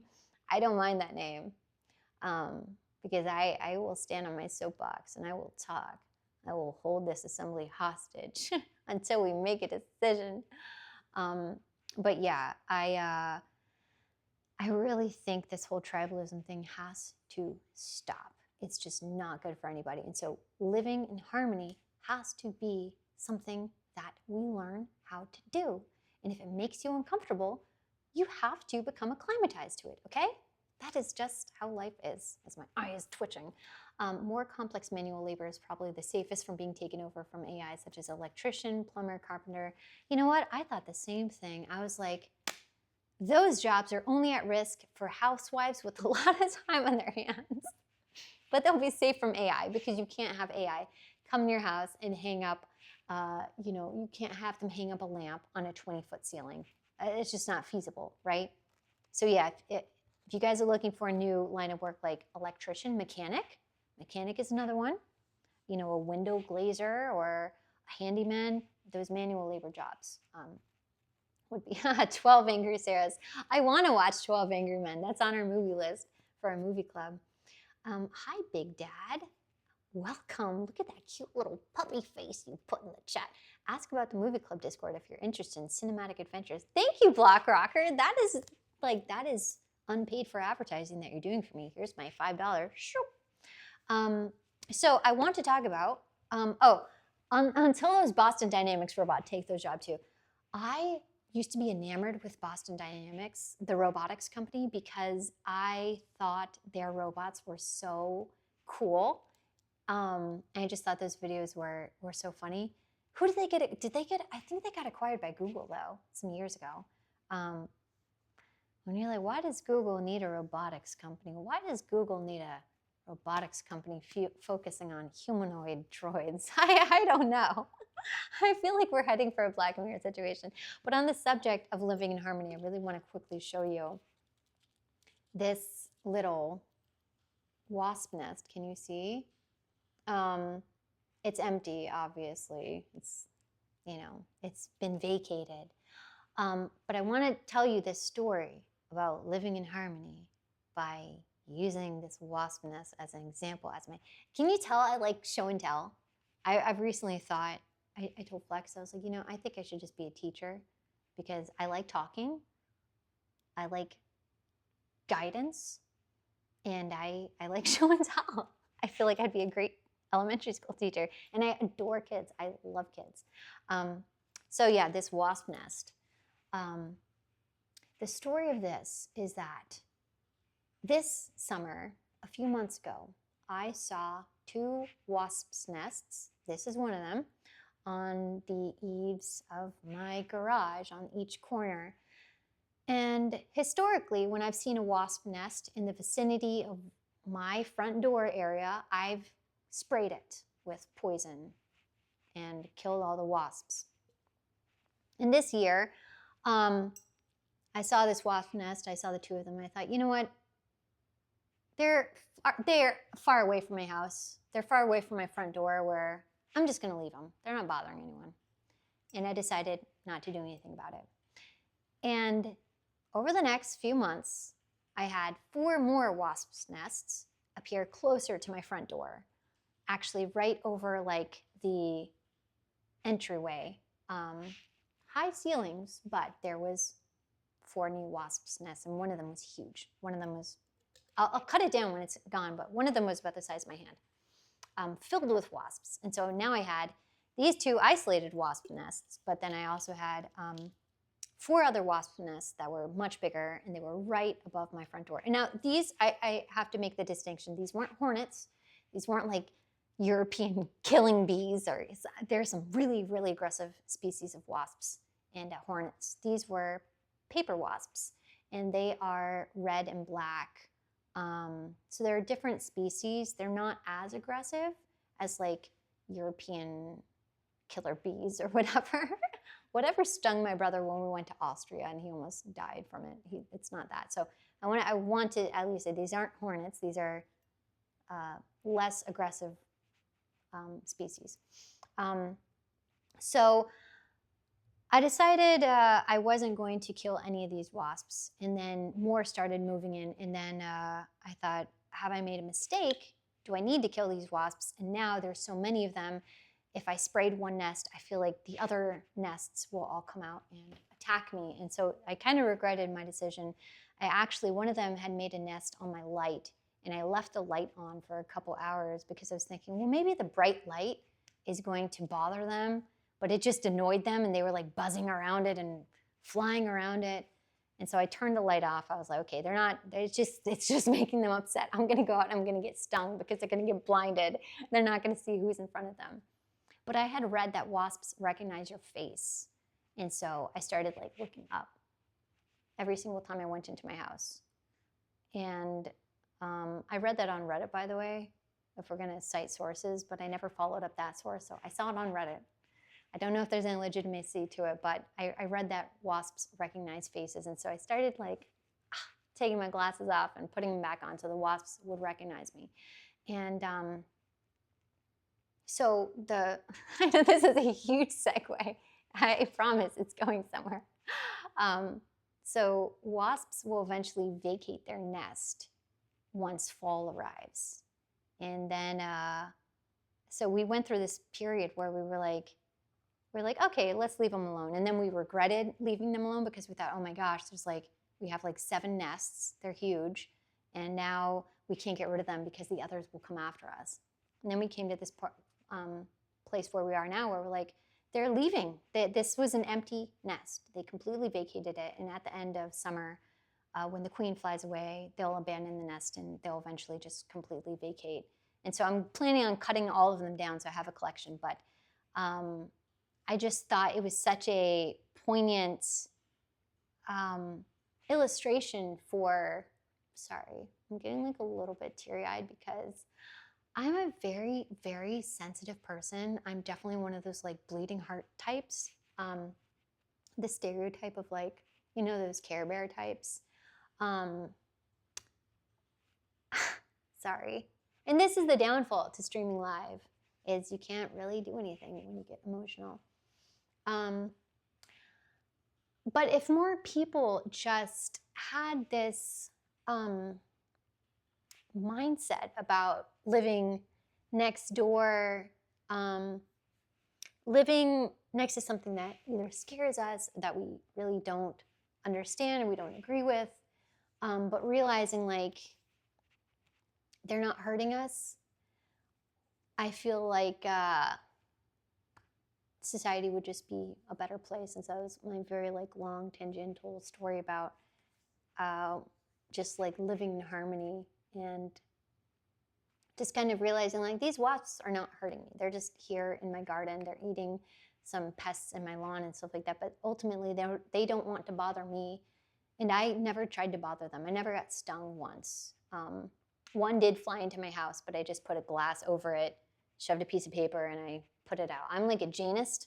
You know those Janist monks that like will sweep the sidewalk so they don't have to step on anything? I take everything out of my house. Like a spider, I don't kill anything because I'm like, in fact, I will let the spiders live in my house because they'll eat little flies and stuff like that. But if I see a big one, I'll take it out because I'm like, you're just gonna die in here. There's ultimately nothing in here for you to eat. Glasses confirmed as a solid disguise. I wear sunglasses religiously because it's so bright when I go outside. I don't want like, that strain. I don't even know if my mascara is running. See, I don't really wear, I think it is running. Oh, well, whatever. I don't really wear a lot of makeup, but my mascara is tube mascara, which means like it will come off with water. So it's probably coming out. I don't care, whatever. Whatever, I really don't care. It just shows that you honestly have a big, amazing heart. One of the many things I respect. Thank you. I appreciate that. And I'm just like an empathetic person, and I get worried that my engagement online with social media and things. It's one of the reasons why I deleted my Instagram account, because I saw myself being lured by the blood sport of getting into these arguments with people in the comment section. I deleted it. I was like, you know what? This is not a good use of my time. And I'm probably arguing with bots. And I deleted it. And I just think if more people can do that, they would be happier. But I don't know who is encouraging us to do this.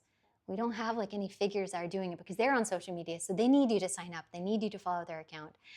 Public figures there on social media, they need you to follow their account because, and so that is just, that's my fear, is that we don't have anyone telling us to get off social media. And I just think it's just done so much harm. Especially, I can see the effects it's had on my family, and I have a very, my relationship with my parents, I feel like, has been strained because of the ways in which they've been emotionally manipulated online by the content that they interact with. So, yeah, I just wanted to talk about, I wanted to be Arthur Fleck today, okay? I wanted to be like Joker. I wanted to talk about this society has failed us, just because I sadly think it has. Except the fly that's been trying to sit on my head the last 10 minutes that one has served its purpose. I will say there are levels for bugs in your home. Obviously, roaches carry a lot of diseases and stuff. They can be very dirty because of the environment. They'll like walk over fecal matter, or they'll walk over dead, decaying things, and so they can bring those pathogens into your home. Same with flies. You don't want a fly that's been sitting on poop all day to come into your home and then go sit on your salad and now it's spread that fecal matter. So I'm not saying, like, trust me, if I see a fly, I kill it. I'm not that much of a save all of the flies, because I do realize there's some, they probably have dirty origins. I don't need a fly that's been sitting on my neighbor's trash, decaying trash, to come into my home and to sit on my loaf of bread. Smaller, thin spiders are okay, but big, fat spiders will be destroyed. No, they're so easy to capture, I swear to you. All you do is take a cup and you put it on the surface, and then you put a thin piece of paper underneath it, and then you pick it up and you flip it. And the spider is not going to crawl up the wall of the cup. But if you're scared of spiders, I completely understand. I don't want anyone breaking their glass and cutting their foot because I gave you advice because you tried to be a spider hero. Please don't take my advice if spiders make you squeamish or anything. As someone who's bitten by a brown recluse, spiders have, and I have to be, that is terrifying. That's like a fear of mine, black widows and brown recluses, because they can kill people. I know a woman at my church, she had like this huge, like abscess on her leg because she got bit by a brown recluse and didn't notice the signs right away. Yeah, that's terrifying. Whilst the effect on people will be horrendous, watching capitalism fail, watching billionaires lose everything would be super interesting, a massive shakeup of power. Now that is a sport. That's a sport that I could get behind. I'll toast to that. Talking about this, you missed we had a religious section on here where we talked about, like, religion to an extent. But Jesus would toast to the socialist sport of watching billionaires lose their money. Yeah, because it's just talking about things that are unfair. When you see the massive wealth disparity, and then you see people who are starving all over the world, and you're like, whew, that's just not fair. And I'm the sort of person where I want everyone to be happy. I don't feel like that's an outrageous stance to have. I think the majority of us, well, maybe that's my hopeful optimism. I want to say I wish the majority of us would want each other to be happy, but I do unfortunately think a lot of people are manipulating others into thinking like, group XYZ doesn't need to be happy, because they're like, no, we can't do that. We can't let ourselves be manipulated and let someone else dictate how we feel about other people. That is my massive rant for today. Hi. Oh, Hellhound. Oh, Heliohound. Sorry, I thought I said Hellhound. I was going to say very accurate name for today. um, I can't say what I do with spiders. If I live somewhere more tropical, though, I can just be chill with them here as we have no venomous ones here in Sweden. Oh, see, well, that's perfect. If you know that you have no poisonous spiders to worry about, because we actually do have like poisonous spiders in Florida to worry about. Brand recluse, which I didn't, that exists in England. I'm shocked because usually like we have very different biomes. I'm in Florida. I don't know what part of England you're from, but like Florida is as tropical as it gets, right? Um, so yeah, I please don't save any black widows or brown recluses. I don't want someone getting bit because they're trying to be a good person. Kill on sight. that that should be the way to handle that. You know the quote, be the change that you want to see in the world. I most definitely believe in that. I agree with you. I love that quote, be the change you want to see in the world, because it does begin with you, right? We have a lot of people who will, and I see this, so I don't watch other streamers. Um, I I will say I do engage in, I will read like tidbits about drama and stuff like that, which is why I know about some stuff. But I recently saw something about a very popular YouTuber. I'm not going to use any names. If you know, you know. But there's a really popular YouTuber who was suing some streamers because they watched his video instead of giving him revenue. And I was like very entertained by that, just from a, gawking perspective in the gangway, like reading the news. Look at the drama that's happening. I was like, oh, I'm eating all this drama up. But uh,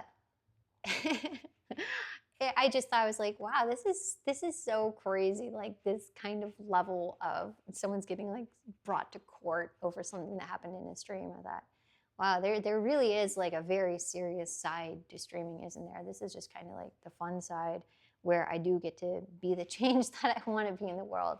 I want people to be more thoughtful and take the time to converse with each other and listen to each other. And I feel like this is a nice way to do that. So yeah. Wait, I thought you were from England, Block Rocker. Why did you say you were a long time ago? I thought you said you were. This whole time I thought you were British. Arsenic, are you the only Brit here? If you're not from Europe, take it as a compliment. Okay, can I have a show of hands in my chat? Just give me a hand emoji if you are from Europe and where. Like raise your hand and say France or Sweden. I know I have a Swede, Magpie. I know I have a Frenchie, Rogbull, and I know I have a Brit, Arsenic. Iceland, Croatia. Oh my God, that is so freaking cool. Sorry. I thought you were from France, Rogbull, not Belgian. Désolé, je suis désolé. Wow, Iceland, Croatia, Belgium, Denmark. Oh, you're from Denmark? Logic Fan, I didn't know that. Brit? Pas de problème. Merci. I was going to say something to you in French, but I don't know if anyone else speaks French here. Mais j'ai arrêté à parler de français car je ne sais pas. Mais je dois pratiquer plus parce que je pense que dans pour 2 années, j'ai dois que je parle bien. I don't know if you understood any of that, but that's just what I have on the top of my head. But yeah, I started learning French and I stopped. Practicing. I should practice more because I do like learning things. Oh, that's another thing I want on my list for ways in which to help society is make learning exciting again.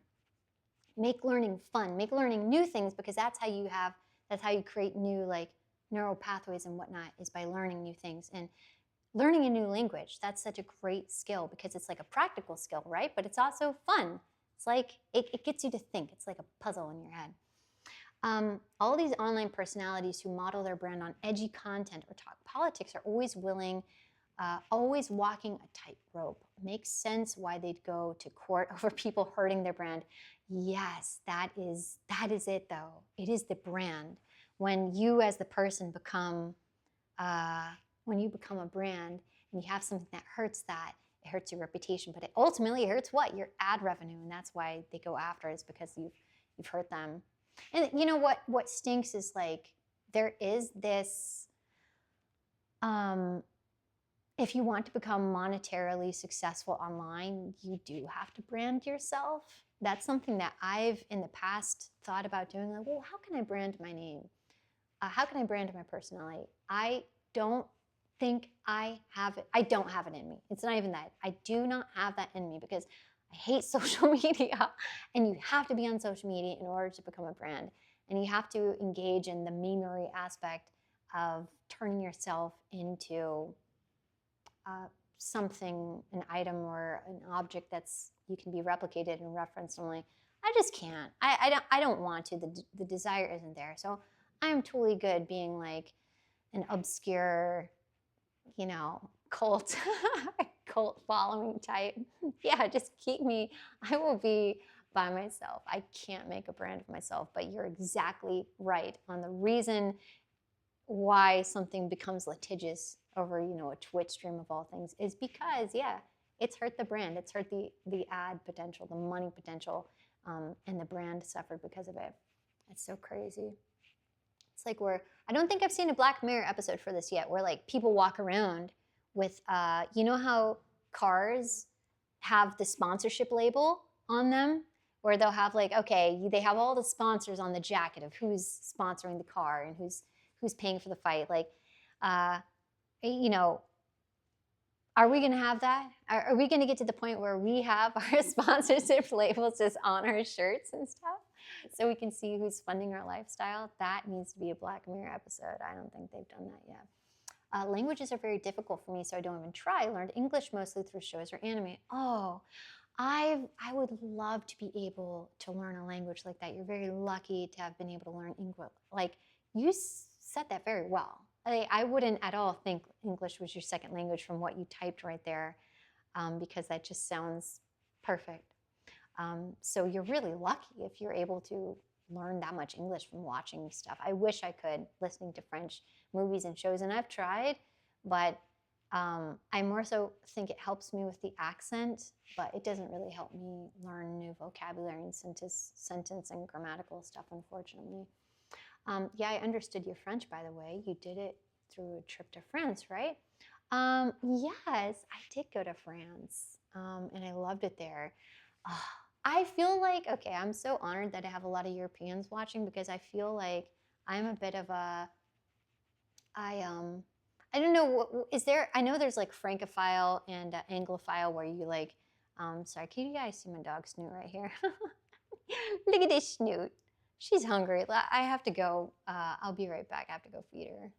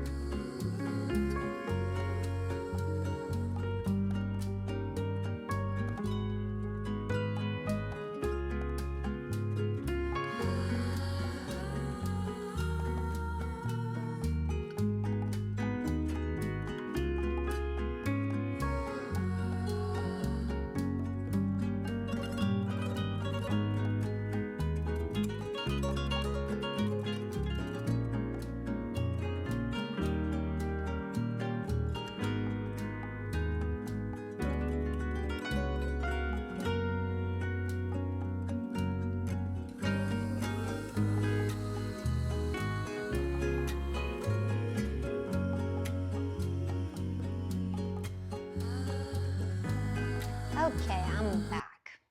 There we go. Yeah, sorry, my dog I had to feed her. So yes, back to my point. I don't know if there's a word for like having a fondness for Europeans as a whole instead of just like Francophile or Anglophile or whatnot. But whatever the word is, I definitely have it, because I think Europeans are so, I envy your lifestyle, your general sense of calmness, your history, your desire to preserve your beautiful things. I think it's very quaint. And so that is my American view of Europeans. So I'm very that makes me very, I feel special that I have people from watching all over the world. That is absolutely incredible. And that's something that wouldn't be possible without the internet. And you can realize I never said the internet is a bad thing. I said social media is a bad thing. I don't know if I don't know if this counts as social media. It probably does, actually. What is the category for this? I'm talking about social media with impersonal relationships, though. I at least hope here, when I interact with people, I want it to be on a more personal level, rather than I've I've watched the front page of Twitch when I log into my account. And I'll just see what's in some of the stuff on there. I'm just this is so impersonal. It's that. What's up, chat? Leave a like in the comment below. Smash that button. It just feels very, manufactured to me. And this is where the snobbery comes out. But I'm it just feels so, impersonal. Black Rocker said, I love how I'm not special to you anymore because I'm an ordinary American. I didn't say that. You're still special. Hello? Everyone desperately wants to say hello to you. You're very special to me, Black Rocker. Stop it. I've never been to the U.S. Want to visit a few streamers for sure. Oh, you are going to go visit streamers? That's actually pretty cool if they're having meet and greets or whatever. I don't know if I'd ever have a meet and greet just because some people can be crazy. That's something that you have to worry about. I did not demote you. It's quite diverse culture depending on where you go in Europe. Sure, we all have a lot of history, but everyday life, laws, and culture different. Oh, yeah. No, I'm definitely sure. Hello. Where do I go? You get to hear. Oh, okay. Hello. Sorry, let me scoot over. Hi. Would you like a microphone? Sure. Here you go. Hey, everybody. I added your microphone because I think mine was a little bit louder than yours last time. I was talking about I love Europeans overall. I'm making grand generalization, but I feel okay, we love Conan O'Brien. We think he's one of the funniest people ever. Just the funniest. He's so funny. I love Conan, but he had a series called Conan Must Go. And he would go to different countries and he'd visit, and he would he'd meet with a different fan, and they'd take him around, and he'd experience the culture and the food and the language. And he had one about Denmark, which is so funny because everyone there was very curt. They were you don't laugh, do you? No. No. You don't think anything is funny, do you? No. You don't go blah blah blah, do you? No. You don't think I look good in this outfit, do you? No. It would just be like that. They were very, very matter of fact. But as someone, you work with some Europeans versus Americans, and you like that directness because you feel it's so much more beneficial to your work. I do. I find it much easier in general to both give and receive feedback from Europeans. Because there's no beating around the bush in terms of that American politeness that can sometimes be a compliment sandwich. Yes. That can be a deterrent to progress, though. I'll tell you the one thing I don't like about Europeans. I'll put you on blast. The thing I can't stand about you people is you get 8 times the amount of time off that I do. And I'm working my freaking butt off all day, every day, turning my fingers into stumps on the keyboard. And I'll be like, oh, excuse me, Jefferson, are you available to oh, Jefferson's out on vacation for the next 2 weeks. Oh, well, I'll get them when they come back. Oh, no, you won't, because they're back a week and then they're going on another vacation. Because you get 4 months off a year. That's nice. And I want to strangle all of you. That's the way it should be for all of us, though. We were talking about the ways in which we could fix society. We haven't talked about time off. Time off is a big one. Well, then you don't have to worry about it. Look how much the healthier. Europeans got it. They're so much healthier than us, though. all They you have have to better do as a food. European is literally have a child, exist, breathe air, and you're fine. You get so much time off. It's unreasonable. Something I thought about, do you think the US currently could be better off if it was split up into smaller independent countries and USA is more like the EU here? Yes. Yes. Yes. Absolutely. Because we have very, very different problems in the South here than we do on the Northeast coast, than we do in the Southwest, than we do in the Northeast, Northwest. That would be great. If we could just split the, like, just do a We need to straightforward. do the Grand Theft Auto split. Yeah. So you have, Vice City, you have Liberty City, and then you have San Andreas. That's how the country needs to be divided. Yeah, we need to break it up like that because each biome has very different needs. And if we all had like our own, I think that would be just more beneficial. Although it probably would hurt, it would even inflame the tribalism thing even more. I don't know. We were talking about also how, one's like you can either team A or team B. Team B. Team Bay. Team Bay. Yo, I'm Team Bay. Yo, I'm Team A. We were talking about how bad this whole team sports mindset is for just for people in general, because you shouldn't be playing football all the time, right? You watch a soccer game, you're like, okay, you can cheer for your team, but you shouldn't always be like, I'm always on. It's tribal. It is, yeah. It's kind of counterintuitive to our societal evolution. Mm-hmm. Yeah, I was telling you earlier, last night I was very sick. Yeah. I was watching Cosmos with Carl Sagan because I'd never seen it before and I wanted to watch it. And it's like one of the pivotal moments of TV. And I just think about like, we are all members of planet Earth. Right. And how silly it is for us to draw lines on map and act like, oh, those Earthlings up there are totally different from us Earthlings down here. It's like, yes, there are societal differences, but I feel like we have evolved to a point, especially with the internet. Like, I know, yeah. Especially with the internet. We have a shared culture that goes beyond geography, and it's very silly for us to be so tribal. Yeah, it is. As we are. It is. No, but that is being inflamed by all of these online personalities. A big chunk of the stream I talked about today was these bad faith actors that really just will emotionally manipulate you because it is a monetary game for them. I need to tell my viewers the truth. I need to tell them how they're being lied to, so they keep coming back. Like, come on. Yeah. It's so messed up. I want to respond to a comment. A Sly Magpie asks if I've noticed a culture difference working with Europeans. There's less of a hierarchy in the workplace here. So I don't fully understand the way you're phrasing the question, so I'll try and answer it like broadly. For me, it almost bothers me a little bit because a lot of the folks I work with in Europe, they treat me with more respect than they should, right? Like they're very concerned, like, oh, I don't want to waste your time. I don't want to book your calendar.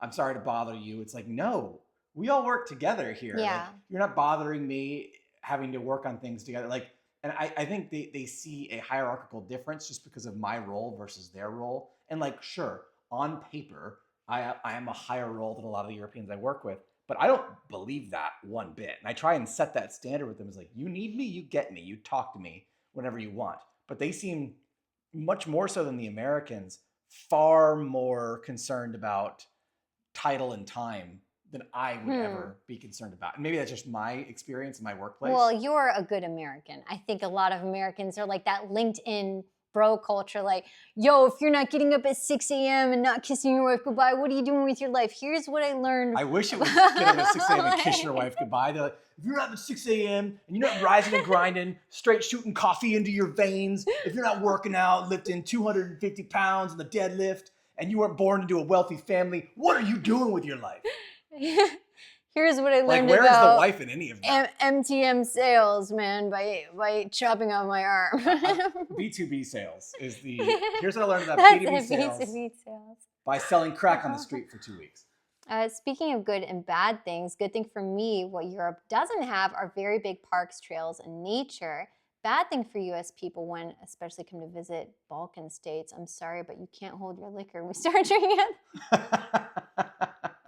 Yeah, Americans, drinking is a huge, it's like a rite of passage here. But you can't drink till you're 21. No, but it is a hugely overblown celebratory thing in which, unfortunately, very sadly, leads to a lot of accidents the night of, because 21-year-olds will go out, they'll get drunk, and then they'll get into a crash. So yeah, it's a really, really bad mindset and relationship we have with alcohol here. But yeah, that's our stream. Oh, wow. Thanks for making a surprise appearance. You know, I'm always happy to get off work and come down here and stream it up with y'all. Yeah, I just wanted to talk. I wanted to do a little bit of an Arthur Fleck today and talk about the problems that are wrong in society and the ways in which that we could address it. I mean, have you kept up with the Stop Killing Games movement? Oh no. So it's really neat because, I mean, it's mostly, I don't know his name. I'm sure someone in the chat knows, but this guy has been working for the last 10 years on this program basically called Stop Killing Games, which would force game developers to, if their game is end of lifed, like, you know, Ubisoft's The Crew, which is a racing game that required an always online connection, Ubisoft would have to release some kind of utility or way for people to play it offline. Right. And the cool thing about Europe is they were actually able to get enough signatures on a petition that the EU has to actually consider this and talk about it and think about it. And like, I look at a lot of European legislation, you know, the right to repair, this new Stop Killing Games movement, and I feel like you Europeans specifically have so much more of a voice when it comes to actually getting the people together, creating a petition, having it heard, and then making an impact than we do. You know, they say, call your senators, call your Congress people, but a lot of Americans are just like, it's not going to make a difference. That's an American mindset, is it's not going to make a difference. Why do it? Yeah. Huey O'Hound says we had to get 1 million and it's past 1.6 million. Oh, wow. That's good then. Here in Sweden, it's 18 to drink at bars and 20 to buy from the government store, but most people start at 14 to 16. Well, I think if it's not made a big deal, no one cares. Right. But because we idolize it and we have beer commercials. We treat it like a rite of passage. Get drunk with your friends, drive a truck. Yeah, it's not good. It's definitely not coming from the right place. I've seen that happen a lot with MMOs that go under. Fans will have to host their own servers to keep them alive. Yeah, well, I mean, this recently happened. A game got taken offline. So Splitgate 2 got unreleased because they're going to make it better. Fix it, apparently. But a lot of the people in the comment section in the open letter that the developer posted on Reddit were really upset that they took away Splitgate 1 and that there's no way, to play that game anymore. People would felt the same way about Overwatch. Yeah. It's like, well, what happens though? Like your access is gone to it. Yeah, so I understand the importance. You get upgraded. Yeah. But it's actually like a side grade. Yeah. I mean, that's why when Blizzard bought back Warcraft Classic, it was such a big deal because there's no way to play that game anymore. Right. So like those kind of efforts need to happen. And I'm just glad to see, one, that is happening as a gamer, but two, that Europe is on the forefront of pushing for this. So Europeans, thank you, Europeans. A little bit more classy. I wish you didn't get all that vacation though. Which again, this is like a point I am honored Europeans like listening to me because I know Americans have such a bad reputation. America. We can have a bit of a reputation. Okay, so I'm gonna wrap up the stream. But this is really fun today. I know this is kind of a more serious time. This is like, I want this to kind of feel like we're in a college course talking and discussing and everyone gets their input and we're talking about more serious things here. That's kind of like the vibe I want, is a chill, laid back, everyone's going to get credit for this course, but we're all going to interact and we're all going to have an opinion. That's like the vibe I want. So thank you for accomplishing that. We're going to be back streaming tomorrow night in a more relaxed manner where we talk about games and media and movies, and it's going to be a little bit less academic and more campy, right? Right. We're going to play Mario Party. Yeah, we'll play Mario Party and stream one day. But yeah, thanks very much for tuning in, everyone, and I'll see you next time. Bye. Bye.